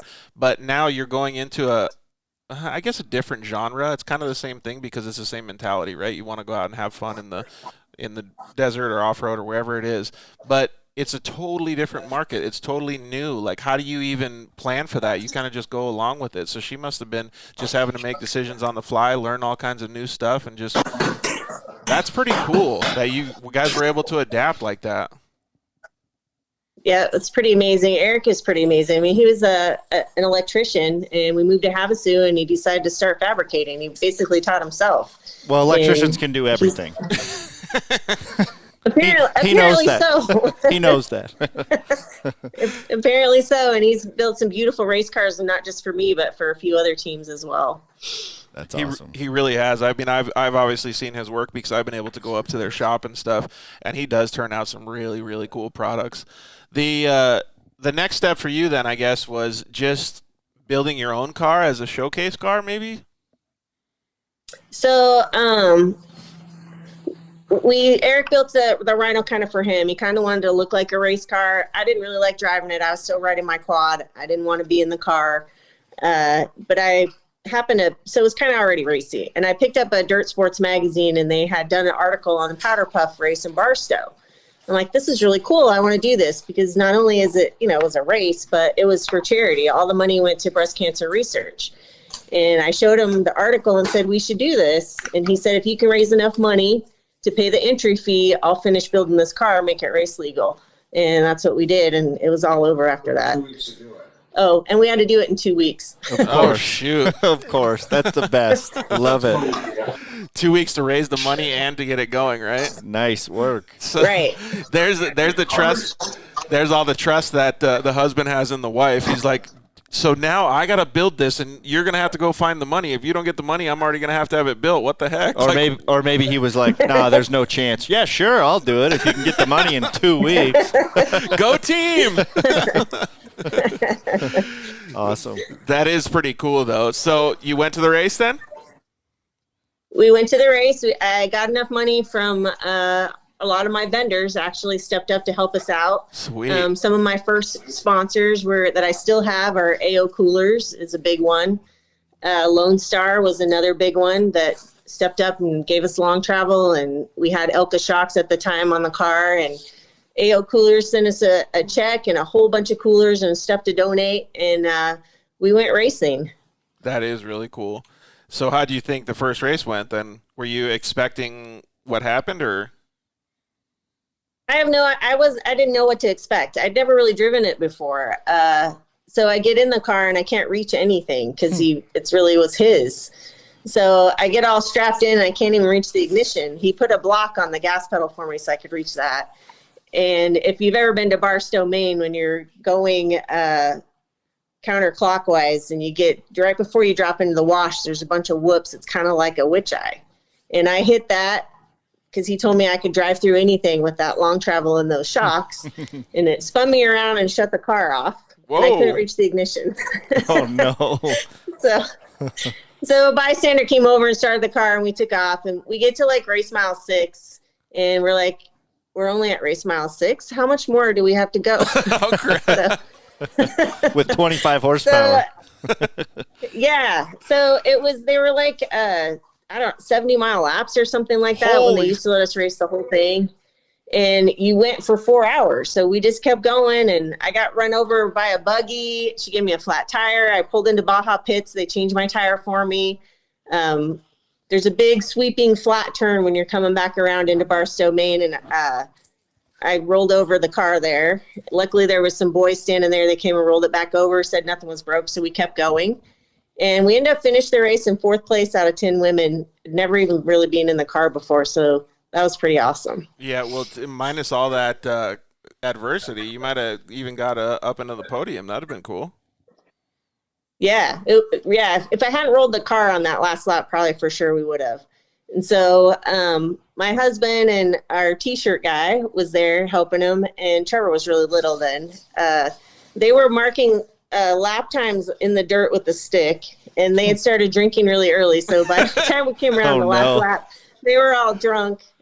So maybe you did 5 laps instead of 4? Yeah, it's hard to say. So, but everybody was hooked then. And so I didn't start racing with the boys just yet, because I wanted to come back to that race again, and I wanted to win. And so we did a lot of improvements to the Rhino that year. Yep. And I came back the next year and I won, and I actually beat Corey Weller. Awesome. That's really, really wanted to beat. That's really cool. Well, good job. Good job on doing that. Caden Danbury says he's been dealing with the short person life since the beginning. So, isn't it funny the things you remember? Yeah. I always say that. It's funny the things you remember. Like, I can picture you reaching for the ignition. Yeah. Like, not in a bad way, just like I can just see it, and like you're probably so mad. The things that, almost there. Yeah. Almost right. there. You just touch it. Yeah, you can hit it with your finger, but Right. you can't turn it. Totally. That's cool. And that's, it's kind of what's hard for us now, because I'm so short and my husband and my son are so big. So trying to build a race car that we all fit in is challenging. Yeah, you got to at least be somewhat close. I know that for sure. Yeah, it was when we were trying to do the idea for the desert racing stuff. I'm pretty tall, so I was thinking, like, who could I have as a co-driver? And it would have to be somebody almost as tall as what I am. So right. I guess they make the seat pads and different stuff like that, but it's just not the same. It's not. We use sliders a lot so that I can pull forward. Oh, and then cool. I have had booster seats. So usually when I race someone else's car, I bring my booster seats with me because I never fit. And nobody does sliders except for us. So the sliders are awesome. A phone book and a big old piece of wood. Yeah. Yeah. Well, that's awesome. I'm glad that you were able to get things going so quickly. And one of the things that I took from that is just going back to Eric's qualities and stuff too, is in dirt bikes, 80% rider, 20% bike, or whatever they say, whatever the ratio is. And in car racing or off-road racing, side-by-side racing, any of that stuff, it's usually flipped. It's like 80% car, 20% driver, or whatever the ratio is. So that shows a lot for their capabilities as a team to be able to build a car to go out there and win in their, we'll call it second race. You know what I mean? That's Absolutely. pretty bitchin'. Yep, for sure. Yeah. It is. And then even just most recently, we threw a car together for me to be able to race the Mint. And I think there were 13 cars in the Unlimited Pro class, and we ended up 5th. We would have probably been on the podium, but I broke a belt, and it was me and Emily. So it took us a little longer than it probably would have took one of the guys they usually put me with. But we did it, and we did really good. That's super, super cool. And all of that comes from the adversity and all of the stuff that you've learned over the years too. So, so let's just go back to that second race that you did. While you were doing that race, were you like, wow, this is completely different than what I thought it was going to be. I'm actually digging this. Like, maybe we could start doing something with this since the business is working. Yep, absolutely. I was wanting to win that race so bad. And we had a couple of things happen, and all the girls did that were racing that race that year. I got about halfway around on one lap. I don't remember when it was, and I didn't have any fuel. So something happened with the vacuum line, and I was so mad, and I'm yelling at him over the radio, and I'm kicking the car, and we finally got it going. And Corey Weller had a shock issue, so she was down for a while, and it all worked out where we are racing to the finish on the last lap. And Whoa. I actually beat her on time. Awesome. Dang, that's cool. Some of those are the best ones too, because you're like just itching, like, Yep. what do I do? Go, go, go. I can totally picture it. I love it. Right. So I had better shocks because mine was set up for desert. Hers was set up for short course. So I kept telling Eric, I'm almost going to pass her in the whoops, but I can't catch her on the straights. He said, as long as you can see her, you win. So Dang. as long as I kept her close enough to be in sight, I had won. Dude, that's super cool. Well, what were the next, and that's a good memory too, right? So you can always have that one in your pocket. Right. And I love her. I look up to her so much. She's so fast. So me being able to tell the story that I beat her once in my life, it's pretty cool. Hey, I got one of those same stories too. Yay. Go us. But she's got more stories than we do, beating me at least. So yeah, for sure. What was like the next milestone that you guys did? Obviously, you guys moved into the Polaris class. Was that when the 800 came out? Yeah, we Eric worked out of town for a while, so we took like a half a year or a year off. I wasn't racing a full season of anything just yet. And he found a chassis that was just a rolling chassis that was built at Geyser Brothers shop for super cheap. He found it on Craigslist. And he decided to buy it for us, and he brought it home and did his thing to it. And we raced that 800 for 2 years, almost 3 years. Wow. I love that car. That's pretty cool. We won. I raced Sportsman in it, and I won every race that I raced except that I had like maybe 2 DNFs. Man, that's pretty awesome. And then so you guys just custom built that whole car, you got the chassis and just put everything together? Yeah, it had custom long travel. It had internal bypass shocks at the time from Fox that nobody even ever heard of. We didn't like them. They were horrible, but they've improved them a lot since then. Dang, that's pretty sweet. And then so that, I guess, cultivated or kicked off your journey with Polaris then. It did. We love the car. And then I got sponsored by Dragonfire with that car because I won the Mint the year before, I think, and they asked to sponsor us, and we won the Mint again. And they were in a real good relationship with Can-Am, and they asked us if they helped us get a Can-Am, would we race Can-Am for a year? So we got one, and Eric built it as still the best-looking Can-Am. Actually, the Mertens that live somewhere close to you have it. Yep. Great car. We just couldn't keep it together to do well in races. So during the time we were racing that, Craig Scanlon called me on the phone and said, hey, you're an OG racer. I really want to see you in a Polaris. So he sent us one, and we've been Polaris ever since. So we're going on 6 years of being sponsored by Polaris. That's cool. And obviously you guys have a good relationship with, dealing with a lot of Polaris or different vehicles in the shop too. So that makes a big difference too.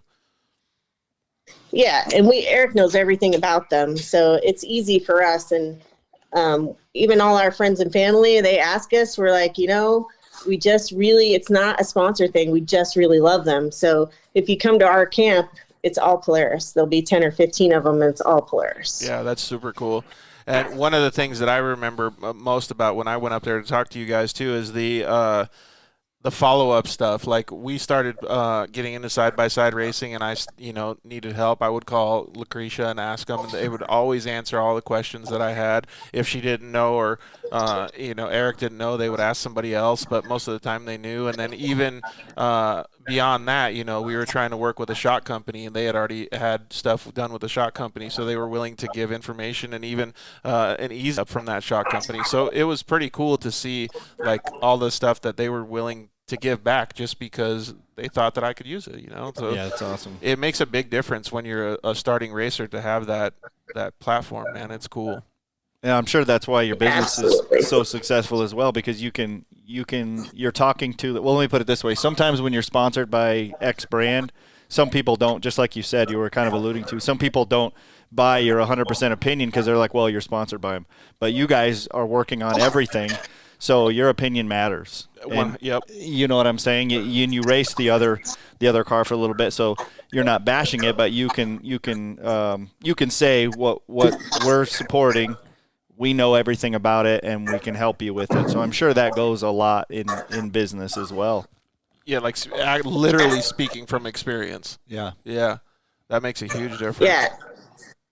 Absolutely. And there's been stuff that people have sent to us to try out on the race car or just to play with to see, and it doesn't work out. So our honest opinion is this isn't might be okay for play. It's not good enough for racing and that kind of thing. So Yeah, so that brings up another point, product development too. Yep. Yeah, so they have a better product development platform. That's super cool. Well, so you were in the 800, you did Can-Am, and then what was the next one? They sent us a 2015 two-seat NA Polaris, and we had only about 4 weeks to build it before Parker. And Eric spent a lot of all-nighters out in the shop, but he got it done. And I guess kind of to this day, it's our favorite looking car. It's a really cool looking car. We actually sold it to friends of ours, 3P, and they're still racing it. Is that the same car that you won the championship in? It is. They sent us that car. We won the championship in the unlimited class. We moved up to NA Pro class, and we finished second points only behind Justin Lambert from Cognito. So to me, because he's really fast and very good program, it speaks a lot for us to finish only behind him. So one of the things that I've always wondered, and you can probably be a super good expert on this question, is so did Best in the Desert, because like now you go to any Best in the Desert race, it's balls to the wall. Whoever finishes wide open, if they can, wins. Was it always like that, or was it a little bit more methodical before? It was way more methodical. When we were racing the 800, if you finished, you were going to finish well. And there was only 10 of us or 12 of us. And at the Mint 400, I think there were 20. And we were really excited about that because we couldn't believe the car count, and now there's over 100. Right. So it's a lot harder. Yeah, it's crazy. That's awesome. I always wondered that though too, because like to me, like I've never raced a desert race, like driven a desert race or anything. I mean, like the UTV World Championship, I was still sitting by myself, but that's the closest thing I've ever done, right? I've sat in the passenger seat, but I still don't I don't get the mentality of if I just go wide open and I finish, I'll win. But if I break, I don't give a shit. Like, Yeah. You know what I mean? Like that's like I don't know. To me, it's not quite as fun of a race because then that doesn't give anybody else a chance unless you're just going full tilt. Like I don't know. I really just don't. Yeah, but it speaks so highly to all your prep and your, your builder, the way you guys, he knows how you drive, you know how he builds stuff. That's what's so cool about it to me. I know what you're saying, but at the same time, I can definitely respect she's going to go wide open for 8 hours or whatever it is, 4 hours, and he knows he can build it. That's pretty awesome. And then she's going to... so you got to have all the prep work match what's going to happen on the track. And it all comes together, right? That's what's so cool about it, where she's really driving it to its level, but at the same time knowing that, okay, if I drive it like this, we can finish, but we can still possibly win. Maybe that's something that Trevor can speak to is all the preparation and things like that go into having to drive that gnarly. It takes a lot. I actually do pretty much all the mechanical prep on the car myself. My dad looks over, but he's busy doing most of the fabrication. So when it comes down to mechanicals on the car, I'm pretty much the one doing it. And it takes a lot. You got to know, where to beef stuff up, where not to, what kind of bolts to use. We put a lot of time into thinking everything out, getting everything done, everything. Making sure everything's tight and everything's marked and everything's the best it can possibly be so that we can go and run that car as hard as we possibly can and not have an issue. That's crazy to think about, though. Like, just think about, in the short course stuff, it's way easier than the stuff they do, right? Like, I was able to manage most of the program myself, and I would know what bolts to tighten and different things like that. But just think about him preparing a car for his mom to go race, to first of all keep her safe. It's his mom. Right. And then making sure that he's doing that, because I'm sure he does it to help other people too. But even checking the different bolts, like instead of using a low-grade bolt, they would use a grade 8 bolt and stuff like that. There's so much that goes into that, and he's a young kid doing all that. Yeah, the details are awesome. That's going to go far in your life for you, I'm sure, being detail-driven and, Even if you don't want to work with Dad and you go be a professional electrician, you still have all of that knowledge. Like, that's crazy, man. Well, even for him, just knowing when the the tie rod ends need to be changed, or, when the rod ends are just a little bit loose, that we really should change these. And we use Access, give them a little plug, and they're great, but they do wear out eventually. So he knows that little bit of feel, or a wheel bearing, or, a hub that maybe the bolts look a little oblong and that kind of stuff. He knows all that. And I used to have to do that. I don't do it anymore. He does. That's awesome. Well, that guy, I guess, kind of goes back a little bit to what I was going to ask in the next question was, how do you guys manage, you're still a nurse, right? And you have to still do all of these things on a daily basis. And you still support the racing program with all your sponsors. You still have, the time that you have to sleep is probably like nothing, huh? Not much. And during race time, when it's race time, none of us are sleeping at all. So we usually end up at the races tired, but it's worth it in the end. Yeah, exactly. Well, what's like a normal day for you then? Usually you let the boys kind of do the work on the car and... Yeah, my job now, like I used to with the 800, it was my job to tear the car all the way down. I pull all the suspension parts off, take it all the way down to the chassis, with the motor and wiring stuff intact. And Eric would look over the car and see what needed to be welded or fixed or whatever. And then I had to clean all the suspension parts, change out all the bushings, and put it all back together. Great thing to know, because if you break something, you can fix it. But as Trevor got older, he started taking over those duties, and our car got bigger and the parts got bigger, and it was a lot easier for him to do it.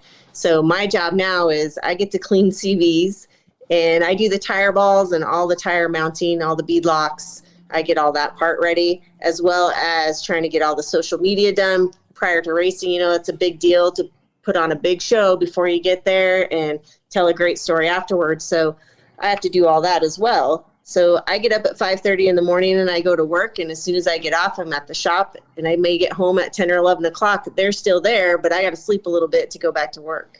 Yeah, that's crazy. And don't forget, you're still taking care of people too. So. Yeah, I do that a lot. And then I have to take care of them. I have to make sure they're fed while they're at the shop and at the racetrack. So I don't always have a camp mom either. So I got to make sure there's food in the trailer for them and drinks, and make sure that they're going to be cared for while I'm not there to help them. All right. So I know, because I was the track mom too when I had to take care of my dad and all the Brian and all the people at the track. I always made a bunch of turkey sandwiches, and those guys liked them with like Italian dressing and stuff on them. What's the favorite for your crew? Lunchables. Lunchables? They love Lunchables. Nice. The pizza ones or the turkey ones or the ham ones? All of them. It doesn't matter. Whatever's in the cooler. That's pretty efficient. Yeah, exactly. It's prefabbed. It's ready to go. I love it. That is really cool. And the plus is less work for Lacrecia, too. That's what I'm saying. Just get out there and do it. Right. Full prefab. She can do all the other stuff that's hard to do. So on a normal race weekend, then you guys head out pretty early, or do you guys in the shop a lot before the race weekend? Because you guys don't have to just do yours, right? You do a little bit of race prep and fabrication for other people. Yeah, we do a couple of other people, and whoever asks us, whoever's in the neighborhood and comes by, we always help everybody, and we always put ourselves last. So usually we're still working on the car last minute. With that 2-seat NA car, though, he built it so well, I guess, that we had a lot more time to be early. So we did the Mint 400 parade several times and got to hang out a little bit. And then as the cars got bigger and things got faster, seems like time got shorter, and we're not early anymore. This year at the Mint, we actually missed Tech and Contingency altogether. We made it to Vegas in time to get my helmet wired and head out to the track. I had to find someone to tech the car, and holy smokes, I had to get pit passes and wristbands for everyone. I'm hunting down, part of the Mint team to do that, and so we were very last minute this time, but it all worked out. How crazy was those few days before that, Trevor? It was gnarly. Me, my dad, my buddy Travis were at the shop every day until at least midnight or later. There was lots of beer drinking involved, but we got it done, and I'm proud to say that that car didn't have a single issue mechanically. We had one belt failure, and that was it. Dude, that is awesome. Well, kudos to you guys for busting ass and getting that thing done, man. That's sweet. And that car probably had 2 miles on it when it went to the start line. There was no test time. So we put it together and it raced. That is super, super cool, man. Caden Danbury said that he wanted to see the new car too, so we'll have to you'll have to post some pictures, or we can remind Caden of what it looks like too. That is, like, to me, when I hear stories like that, like, that's almost impossible for that to happen. Like, it's like most of the time when people bring a car to the track like that, there's something that happens that race. Like, it's like almost non-existent. Yeah, these guys have obviously done their homework over the years so hard, though, that I could just see them, like, up all night doing that. We're going to beef this up here, and we're going to use that here. And that's so awesome that then the race is really the testament to all that hard work and basically your life that you've been putting in this thing. I'm sure that's why, again, business is so successful.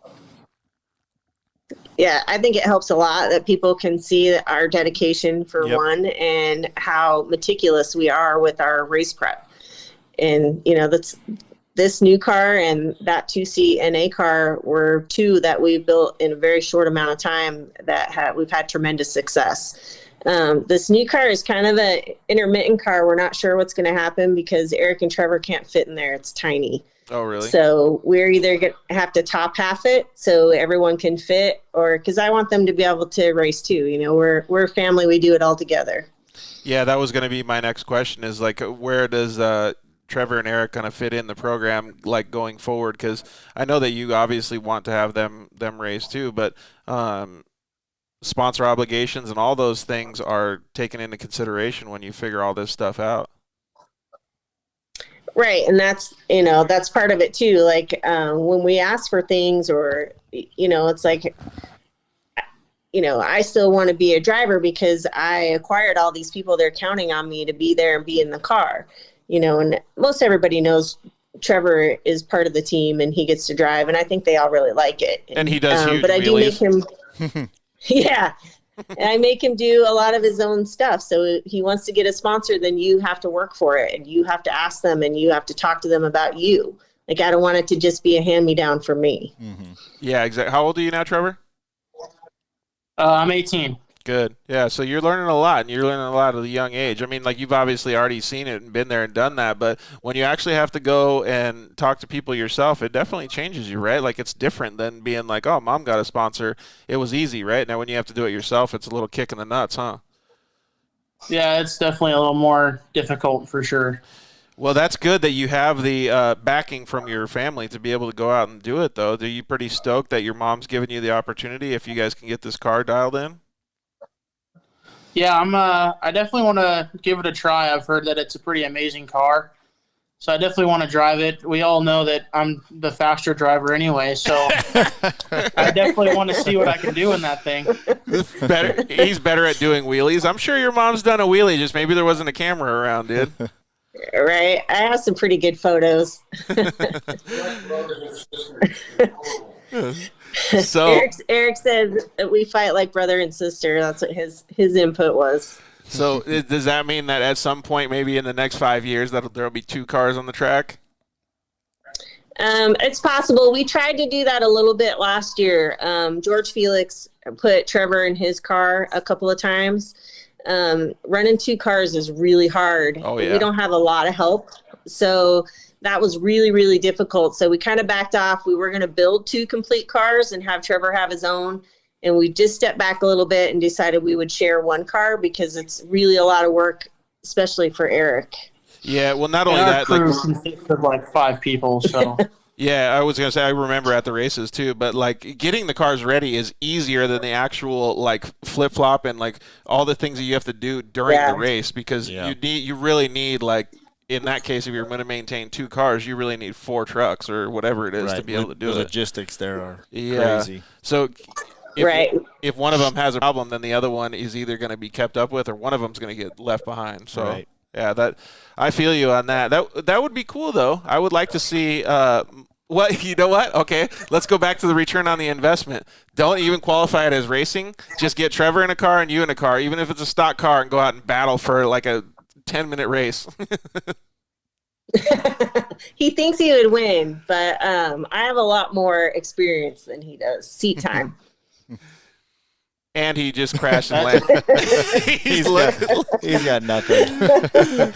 I'll just keep it here. Well, so Trevor, I'm going to defend your mom on this one. You did just fall on your head on a mini bike, dude. I did, but I've never crashed a race car. I've crashed a lot. She's crashed a lot. So I definitely got that on my side. I haven't ended up on my lid in a race. I almost did at the World Championship one year, but I saved it. So right on. Well, good job, man. How do you like going out there and racing then? Do you enjoy it as much as your mom? Yeah, I really like it. I think I want to try more of a short course Lucas style racing, but I definitely really like the desert. I think I'm really fast. I think Parker this year, I really stepped up my game on that last lap. I picked up a lot of spots, and I was pretty proud of that. I mean, me and my co-driver Travis, we really pushed hard, and it was pretty fun. I can tell you that if you did do something different than Best in the Desert and your mom was still in Best in the Desert and you did Lucas or something, there would be a ton more opportunity for you to get sponsors because you guys are covering two different bases, but you're still performing in different vehicles, but they look the same. Like if you race the Polaris Turbo in the Turbo class, those are very, very competitive against the Can-Ams, and you get TV coverage too. Right. Yeah. So there's and he's really good at that kind of racing. He's way better at that kind of racing than I am. I want to go far away. Mexico's my favorite place on the planet to race. Yeah, so that's one of the questions we're going to get into. But that would be a cool decision, though. And if you guys need a shoulder to lean on or whatever, if you guys have any questions for the Lucas stuff, I'm happy. I know that the Wellers would help you out and stuff too, but I'm happy to give any advice that I can. Thanks. So what is your favorite race then, since you like the Mexico stuff? Well, in Mexico, probably the 1,000. We finished the tip-to-tip twice, and we finished the loop race once. It's pretty amazing. It's hard to describe. Racing tip-to-tip in Mexico is just the biggest adventure of your life that you're awake for 48 hours. Yeah, that's crazy. I always think the crew portion of that is like the gnarliest. Like, I get it that the racers obviously get tired, right? But sitting in the driver's seat or like worrying about somebody the whole time and are they going to make it? Yeah, are they going to get there? Having to chase them, worrying about problems, like it's probably pretty crazy, huh, Trevor? Like being in the chase truck. It's exhausting. When we did tip to tip and Black Betty in 2017, I think me and my dad were awake for 39 hours straight. Holy smokes. I actually had to manage chasing 300 miles of the race before we met up with even the rest of the crew. Me and the 3P guys chased the first few hundred miles, and even after that, like I said, we were awake for probably 39 hours straight, just trying to make sure that car made it to where it needed to go. That's great. Did you do the whole thing Iron Woman, or did you have somebody helping? Oh, no. We all took turns driving. Me, Eric, Josh from 3P, and Ryan. He used to race with Corey, Ryan Hare. So everyone that put in a little bit of money to help got to drive the car. Right on. And Trevor was only 15 at the time, running that chase crew on the San Felipe side by himself with those guys that had never been to Mexico before. Dude, could you imagine that in a different country? That's insane. That is crazy. Nice work. Dude, that's stressful. The amount of experience that he already has at his young age is just bitching. Absolutely. That is so cool. Right on. Well, okay, so after you've won your championships and you've done all this stuff. What's your favorite race in the United States, actually, the Mint? I think the Mint and Vegas to Reno. The Mint's my favorite event just because of all the fun stuff that goes along with the Mint. The racetrack is phenomenal. I know a lot of it by heart now, and this year we ran it backwards, so that was a little weird. But I love it, and I'm really sad that it's probably not going to be in that spot anymore. Well, the Vegas to Reno, though, that's a pretty cool course, though, right? Yeah, it's, that's true desert racing. You go far, far away. I love that. Doing loops is hard because you're thinking it's a mind game. That all that gnarly stuff you just went through, you got to do it again. Yeah, good point.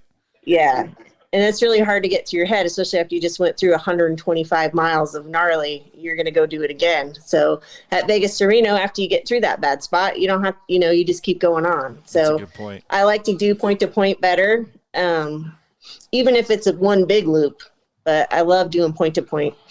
Yeah, that makes a lot of sense. Okay, well, so let's get into some of the stuff that's happened recently then. So people have to live their lives, right? Well, unfortunately, you guys had a fire at your house and lost a lot of the stuff that you had worked for the past God knows how many years. Yeah, it was really devastating. We lost a lot, including Black Betty, which, I love that car. I didn't want a new car. I loved my car. And that was really hard for me. And for the boys, both of their big Snap-on toolboxes full of tools, all of our spare parts, like pretty much the whole race program, all the spare shocks, motors, transmissions, axles, everything was in that clean side of the shop, including all our race suits and helmets. That's just nuts, man. And you guys told me the whole story on what happened and everything like that. And Casey can actually attest to this too, because and thank you for telling me, because I have all of my RC car batteries in a metal bin now. And unfortunately, that's what a LiPo battery caused the whole fire. So Casey's actually heard stories like that before too, because he's a professional RC car driver and he's just seen it too much happen. I had one in my garage, in fact, and I caught it just in time. Yeah, it was insane how hot those things burn. And we've all heard the stories, but I would say in your guys' instance, you probably wouldn't even think about it, because that was probably a battery for the controls of the car, right? No, it was for an RC car. Oh, it was for RC car? Okay. Yeah. So us in the RC industry, we've all heard it, and the plane guys all say it, but as long as you're doing whatever, but it happens. It's crazy. It happens, and Trevor's a really responsible kid, sure. And he's had RC cars his whole life. Right. They were LiPo batteries. They were right. in the fireproof bag, so they said they were fireproof. And we just came in for dinner. Normally he doesn't leave them unattended for very long. We just came in for dinner, and next thing you know, the garage is gone. Yeah, so it's crazy though. And then so one of the things that I was gonna try to bring up was, like, I got in an accident last year and had to, like, that's my pandemic, right? Like, I was quarantined and stuff, and now they're going through their own issues. You know what I mean? Like, life doesn't stop for racing. Like, racing stops for life. So they're going through all this stuff, and they're having to rebuild, and they're going through all these things. But one of the best things, is I always try to take a positive from every situation, right, is that now you realize how much of an impact you've made on all the people around you to be able to come back and support you, give you a hug, help you with parts, give you tools, like all of this stuff. Even Polaris stepped in. I mean, it's just fantastic to see everybody come together. It was absolutely incredible. And the girls from my work are the ones that started the GoFundMe account. And 95% of the contributions from that account were from the off-road community. It's absolutely outstanding how much they supported us. And, like you say, like, I kind of thought people forgot about us. I'm getting older. I'm not the fastest guy out there anymore, but we're always there. And I just, I had no idea that people still thought of us the way they do. So it really warmed my heart. And I think it made all of us a little bit more compassionate. Yeah, exactly. And the lessons learned too. Mike Pascarilla said that he no longer, like, he protects those batteries now too. The lessons learned from those stories are passed down to other people as well. So I think it's so fantastic, man. Like, everybody that stepped in to help you, to help me, it's just such a cool thing. And that's the reason we started the Dirt Life show, is because the way that all of us in our dirt lives think, man, it's a huge waterfall anytime anybody thinks about it, man. The things that you've learned in motorsports growing up, the things that Trevor now knows growing up, the things that Eric knows, the relationships that you started, the relationships that Casey and I have had during, when we grew up racing dirt bikes and stuff like that.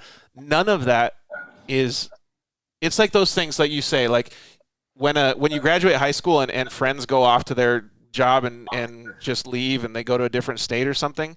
The off-road community doesn't work like that. You're still friends, even if you haven't seen them in 10 freaking years. But a lot of the relationships that aren't off-road or aren't dirt, they don't work like that. It's cool. It's really cool. And the best friends that we've ever had, I think, came from the off-road community for sure. And,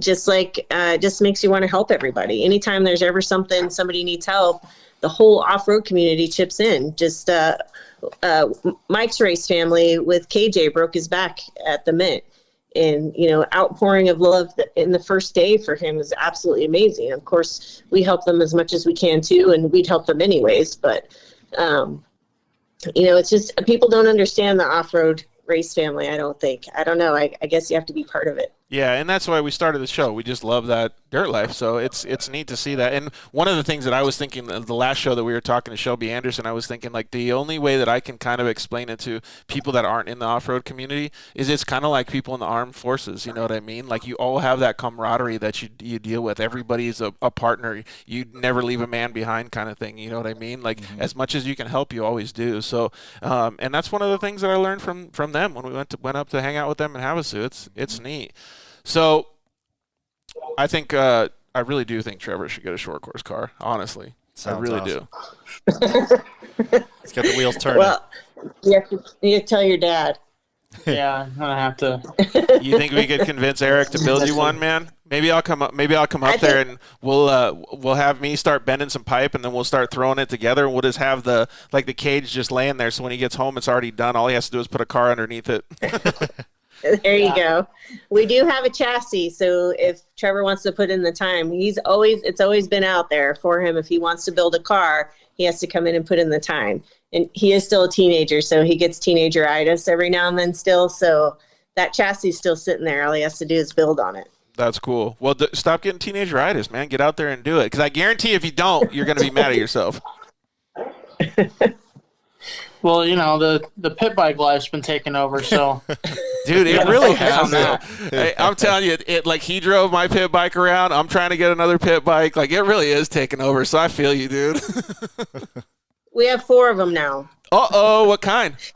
Just since he left your house. We bought him one for his birthday in January, and then Eric got one, and then we bought me a brand new Yamaha. Sweet. And then Trevor traded a Polaris steering box for another one. Oh, right on. What kind? We got 3 KLXs and 1 TTR. Do you have the KLX-L, the one with the clutch, or no? No, they're all just regular 110s. Yeah. Well, that's still cool, though, man. They're probably faster, because I heard the KLXs are faster than the Hondas. They're pretty fun. I've never actually had it tapped out yet because I'm not very good. So, are you guys going to beef up the suspension? Yeah, I've already done shocks and forks on mine to make it taller and ride a little better, and it's pretty fun. Oh, Mike Pascal chimed in again, and he said that's why the veteran community is so, into off-road. And I agree with that statement wholeheartedly. I think it's a lot of the same camaraderie and stuff. And I want really cool. I want the mini bike community to be like that too. If we can, like, me and Trevor should start this like mini bike life. Yeah. Yeah. There you go. So, and here's the return on the investment for the sponsors, right? You go out and do mini bike videos, so Trevor can start like building up his social following on the mini bike. Just don't crash on your head anymore, dude. Yeah. Well, we had a union graphic company, Corbin Wells. He did wraps for all of us. So we're still repping our company and our sponsors on our mini bike. So, of course, mine's pink. Eric's is red and black, and Trevor's is blue. Blue and white. And he did all for all my friends, too. All my friends went out and bought brand new ones. So he did all theirs. My co-driver, Travis, his girlfriend, his sister. Dude. They all got them all done up in Union Graphics. So this is thanks to Corbin for hooking us They up. got a gang going Dude, here. this is a serious mini bike life, mini dude. bike gang. Holy I love it. All right. We have like, I think 10 of them in our little group that goes out. Dang, man. That's pretty sweet. It sounds like I'm going to have to make a trip up there. Right? Yeah, definitely. It's almost as big as Ryan's group with Kyle, those guys over there, except they're a lot better at it than we are. Do you guys have we just did a live Instagram with Ryan earlier today, and he was talking about it. They took out, because all of the like off-road parks or whatever in California are closed, so they took out a Bobcat and just built a mini bike track over at whoever's house it was. Do you guys have any tracks that you guys ride at? We got a couple little tracks that we just kind of, my friends found out in the desert, and then our friends in Yucca where we were this weekend, they got a Bobcat and they were building a couple tracks, and they turned out pretty good. It's pretty fun. So it sounds Mostly it's desert for us. right on. Well, it sounds like my mini bike is going to go up to Anthony Gonzalez up there in Bullhead City, Arizona. So it'll be a little closer to you. So maybe he'll come down and battle with you guys. Yeah, you'll win because we suck at it, but it's still a lot of fun. So yeah, Rockstar Racing Mini Moto Madness is what they're calling it now. right on. Yeah.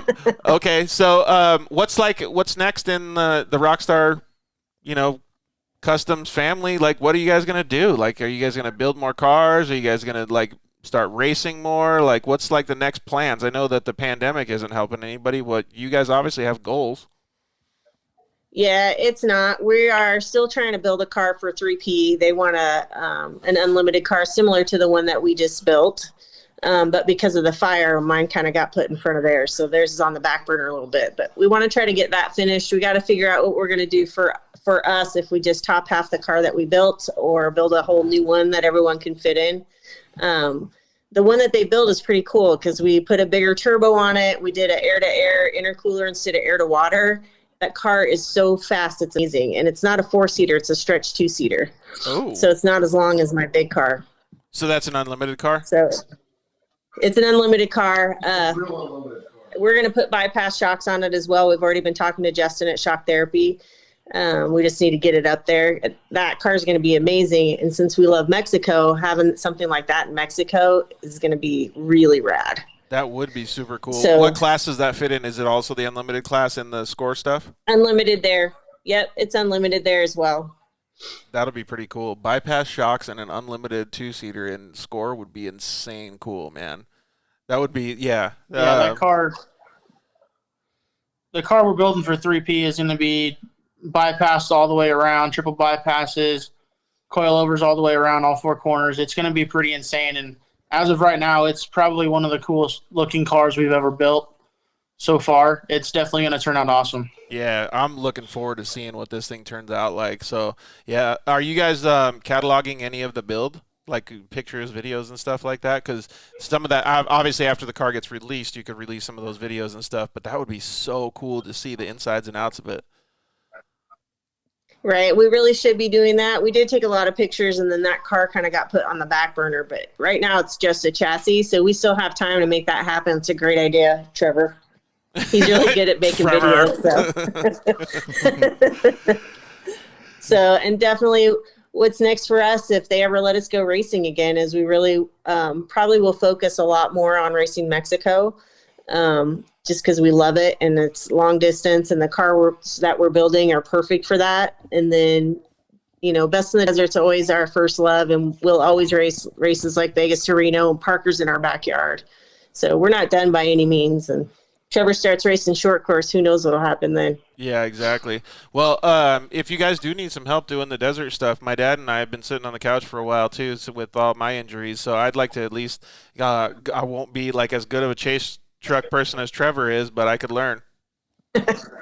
Absolutely. You guys are welcome anytime. When you guys first came up, to have us see that first time we met you, you just became family. We've loved you guys ever since. So you're always welcome anytime. Come and chase with us. My dad would probably like to have some beers, but he's going to probably stick with Pacifico, not Corona anymore. So Corona. Yeah.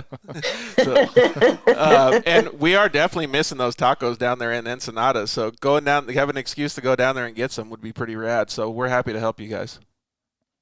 Absolutely. Anytime. And, the first time I experienced Mexico was a trip that we did when we still had the Terex, and we went from Tecate to San Quintin off-road. A lot of it was the Baja 500 track, and we went with, I don't know, maybe 8 side-by-sides. Trevor was too little. He stayed home, but I was hooked on Baja after that, and I wanted to race there. I could not wait to race there. So the first time we got the opportunity, we went. Yeah, that's bitching. And obviously you want to keep going back as well. Yeah, even if it's just to go play. Yeah, exactly. And some of those like pre-run trips and stuff like that look like they're so much fun. Like I would love to go down there and join some of those trips. Yeah, sounds like it wouldn't be as. Yeah. You could actually enjoy it maybe a little more than the race. It seems like. Absolutely. You can eat way more might tacos. get to sleep. Yeah, you guys get to sleep for once. Yeah. Right. It's instead of having to like be prepping the cars and racing the whole time. Exactly. Well, so Yeah. how can everybody get a hold of you guys? We are on Facebook as Rockstar Racing. Trevor started a shop page called Rockstar Custom Motorsports. Okay. I'm on Instagram as Rockstar Customz. There's a Rockstar Custom Motorsports Instagram, and then Trevor has his own. What do you call yourself? It's Trev_924. Is that where we're gonna see all And this then- funny bike stuff? Oh yeah. Yeah. Okay. And then my Facebook accounts are open. So my phone number's there. My email address is there. Anybody that wants to get a hold of us, I'm pretty public. So feel free to reach out anytime. Yeah, that's good. Okay. Well, so we still have a rapid fire Q&A, and I'd like Trevor to join in on this too. So we're going to ask the questions, and maybe both of you guys can answer if that's cool. But I gotta sneak. Sure. I gotta sneak something in real quick if I can. I've had this burning question because I grew up as a little guy, just like you, Trevor. My dad was a fabricator, and I grew up in the shop with him as a little guy. I learned how to weld when I was 5 or 6 or something. And there's two things that we always had this funny little dialect, and I'm wondering or dialogue that maybe you've had with your dad. Two things is he would say, "Watch your eyes." Right, watch your eyes is getting ready to strike it, right, and then of course it's like, well, I can't see my own eyes, right? That was the funny little thing we had between us, and then the other thing was, Dad, where's your hood? And when he was tacking something up, he's hiding behind the stinger, is what he used to tell me. So I'm wondering if you can remember some of these little things in your little growing up life. We do the same thing. He tacks everything with no hood on. I can't even do it. I miss every time. There's pros. But he just closes at his that. eyes and Yep. does it, and I'm like, I can't even do that. Totally. That was my pops, and I'll never forget those things. And it's still funny as I can picture you as a little guy in the shop, and I can see myself. And those are the funny little things we used to always say to each other. So that's good. I'm glad to hear it. Quick rapid fire. All right, you ready? I'm ready. Who's All right. first? So let's let your mom answer first. All right, Trevor. So Good idea. and I'll go first too. So Corona or Pacifico? Corona. Okay, so Trevor's up second. Yeah, Trevor's up second. Trevor's up second. Barsha or No, Webb? Trevor gets to answer the same question. Oh, shoot. My bad. I'm probably gonna have to go with Corona too. COVID-19 instead of Corona. Just kidding.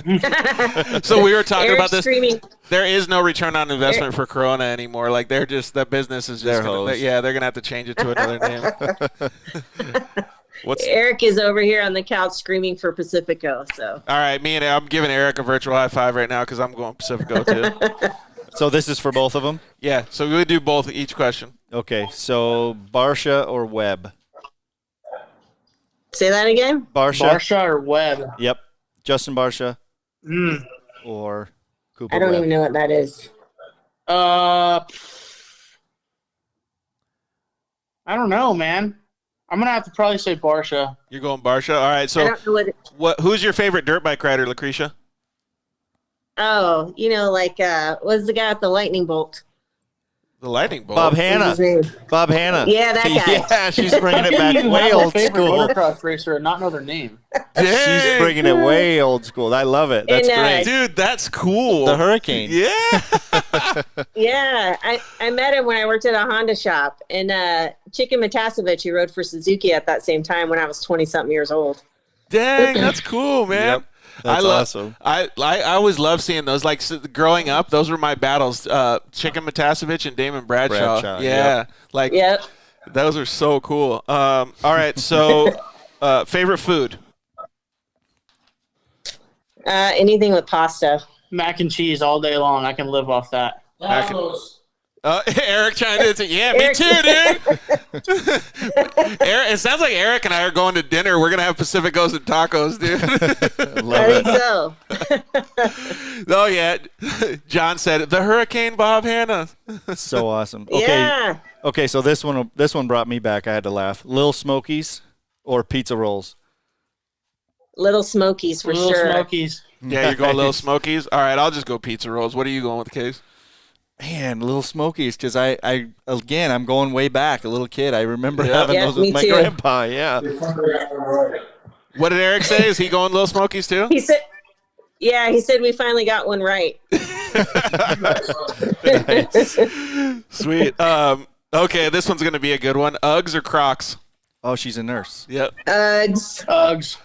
You're all going Uggs? I wouldn't have guessed it. Dude, I thought Lacrecia was going Crocs. I really did.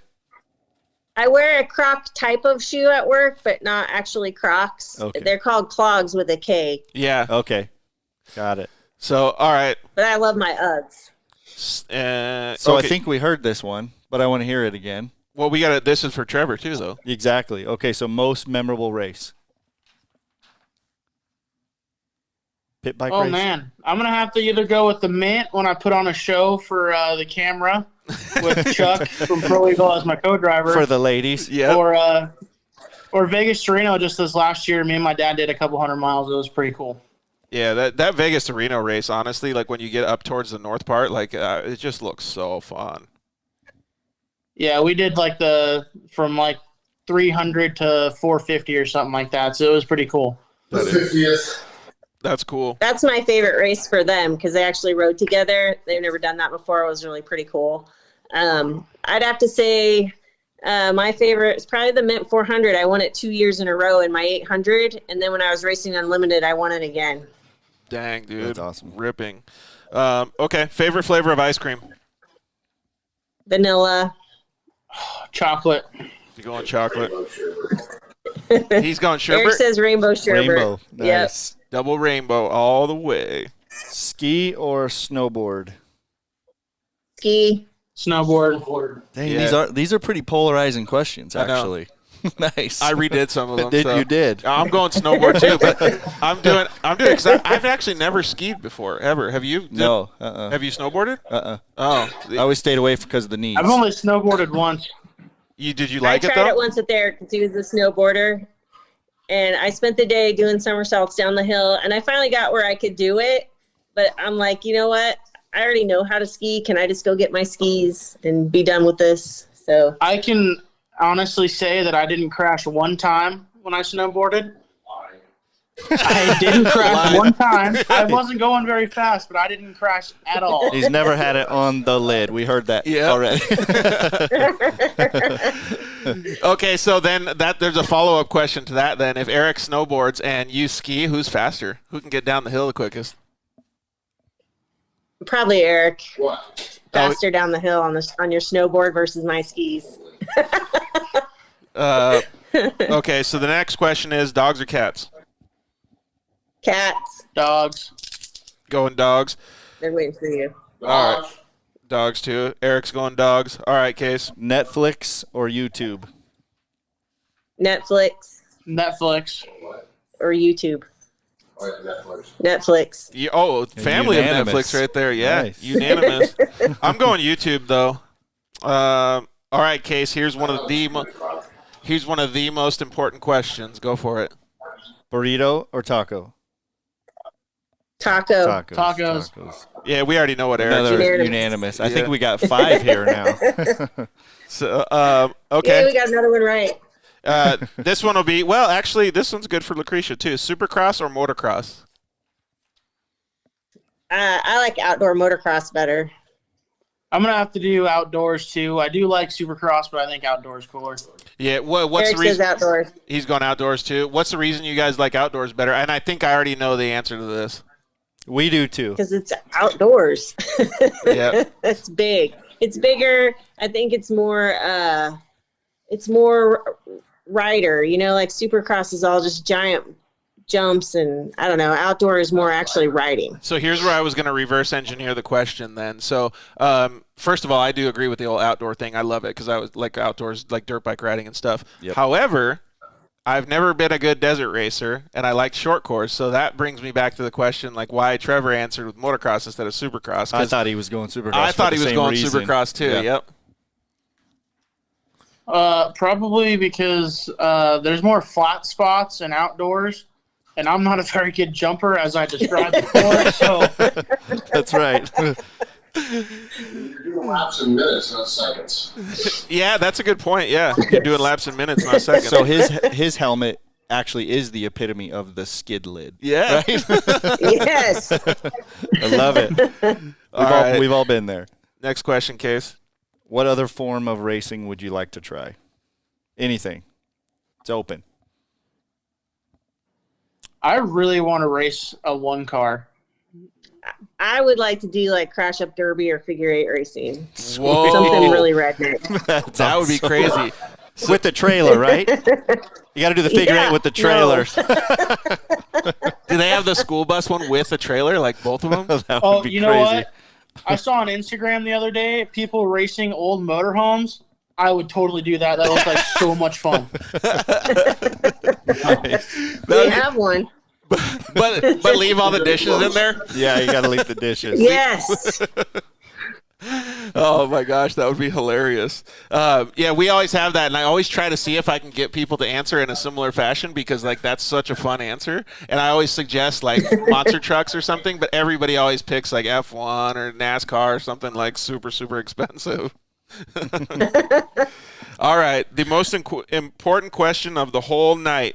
This is it's a profile question. It's a taste question. I mean, it has so much behind it. Chips and guacamole or French fries and ketchup? Oh, chips and guacamole or French fries and ketchup? Eric says chips. Me and Eric just I'm became gonna best have to friends. go with chips too, but I'm gonna have to substitute guacamole for salsa. Yeah, that's pretty good. Not bad. Yeah, Why you don't do good chips with and avocado? guacamole. Is that legal?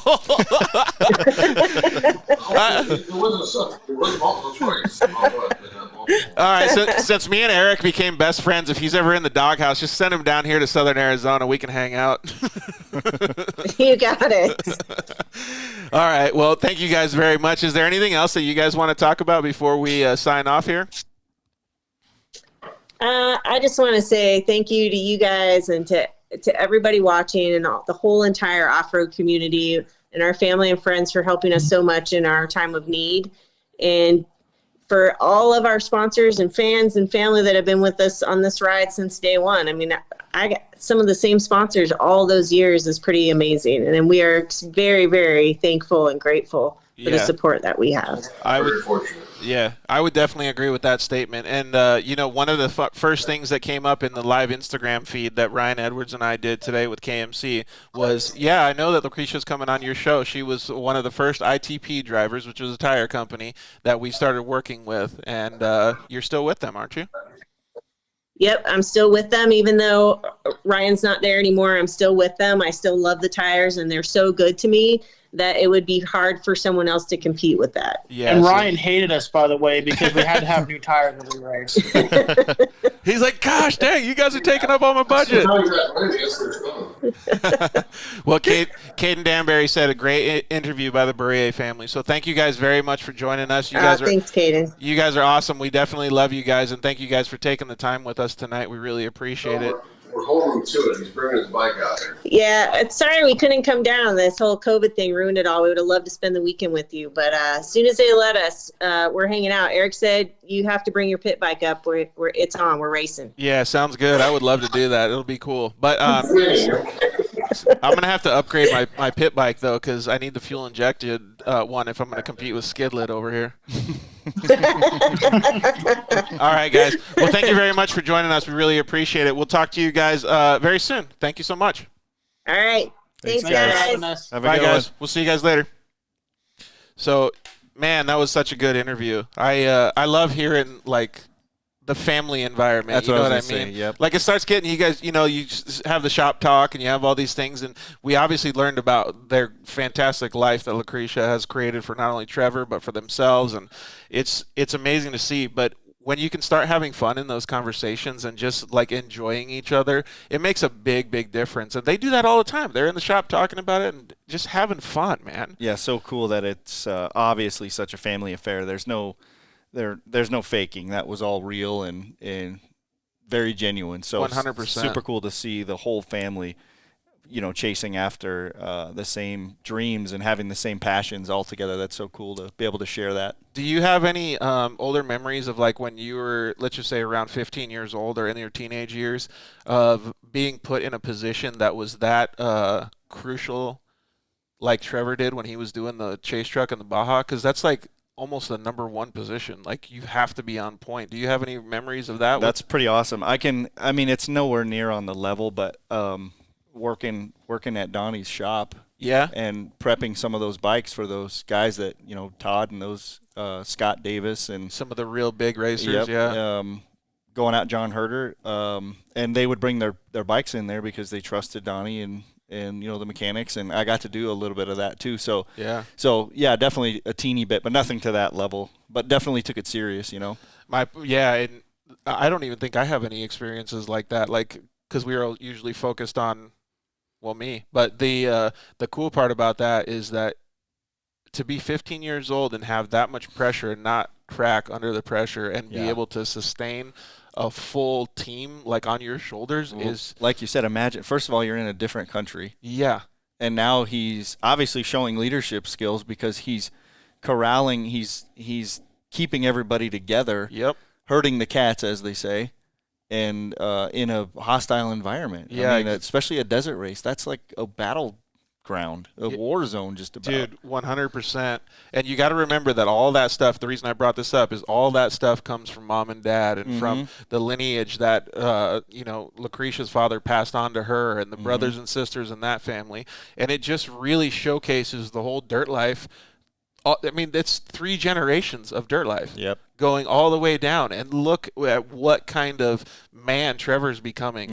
It is so awesome. Absolutely. And the trust that they obviously have in him. So not only did he perform, but they put him on a stage too. Yep. They trusted him, you know what I mean? Like that says so much. So it really does. Hats off for sure. And that's the epitome of the dirt life, man. I couldn't believe it, man. It's so cool to hear that.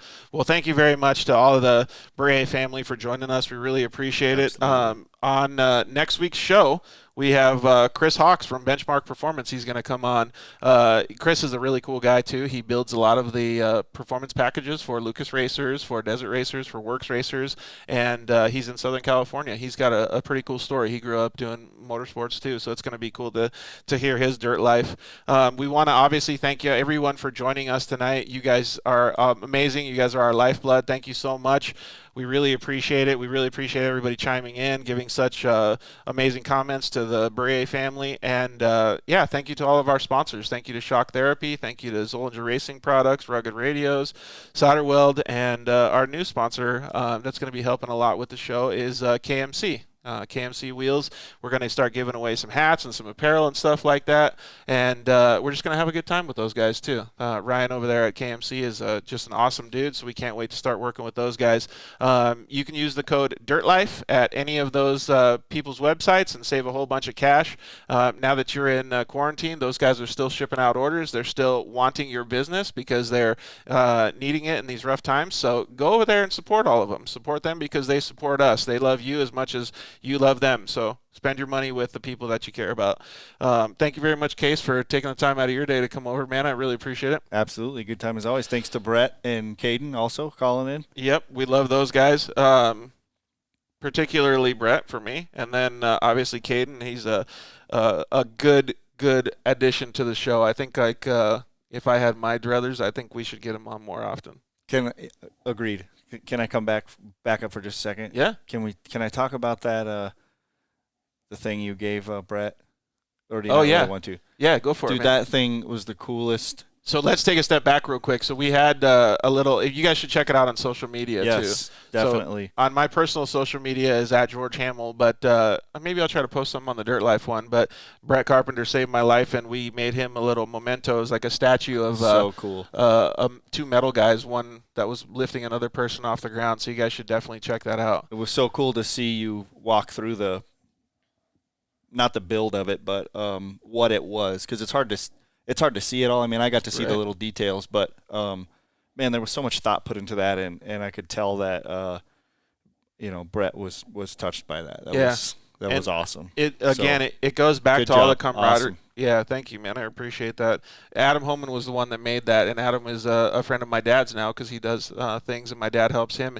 It's one of those things like with the Dirt Life. When you start doing these things for other people, they just bond with you, you know. It's so cool, and I was happy to give that to him. He's a fantastic individual, and he deserves way more than that. So it was my little memento to that. So thank you very much for Brett Carpenter, and I'm glad that we were able to give him that. Yeah, so I would like to see if we could get Caden Danbury on a little bit more often. It'd be kind of neat because we could see if we could follow his journey. Maybe we'll talk with him every now and then. So, absolutely. Especially with the stuff that he's doing now, and he's trying to get a little bit more return on the investment for his sponsors. Maybe we can help out with that.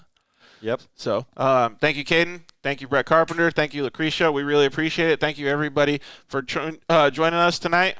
We will see you guys with Chris Hawks next week. We love you. Good night. See ya. Thanks for listening to The Dirt Life Show.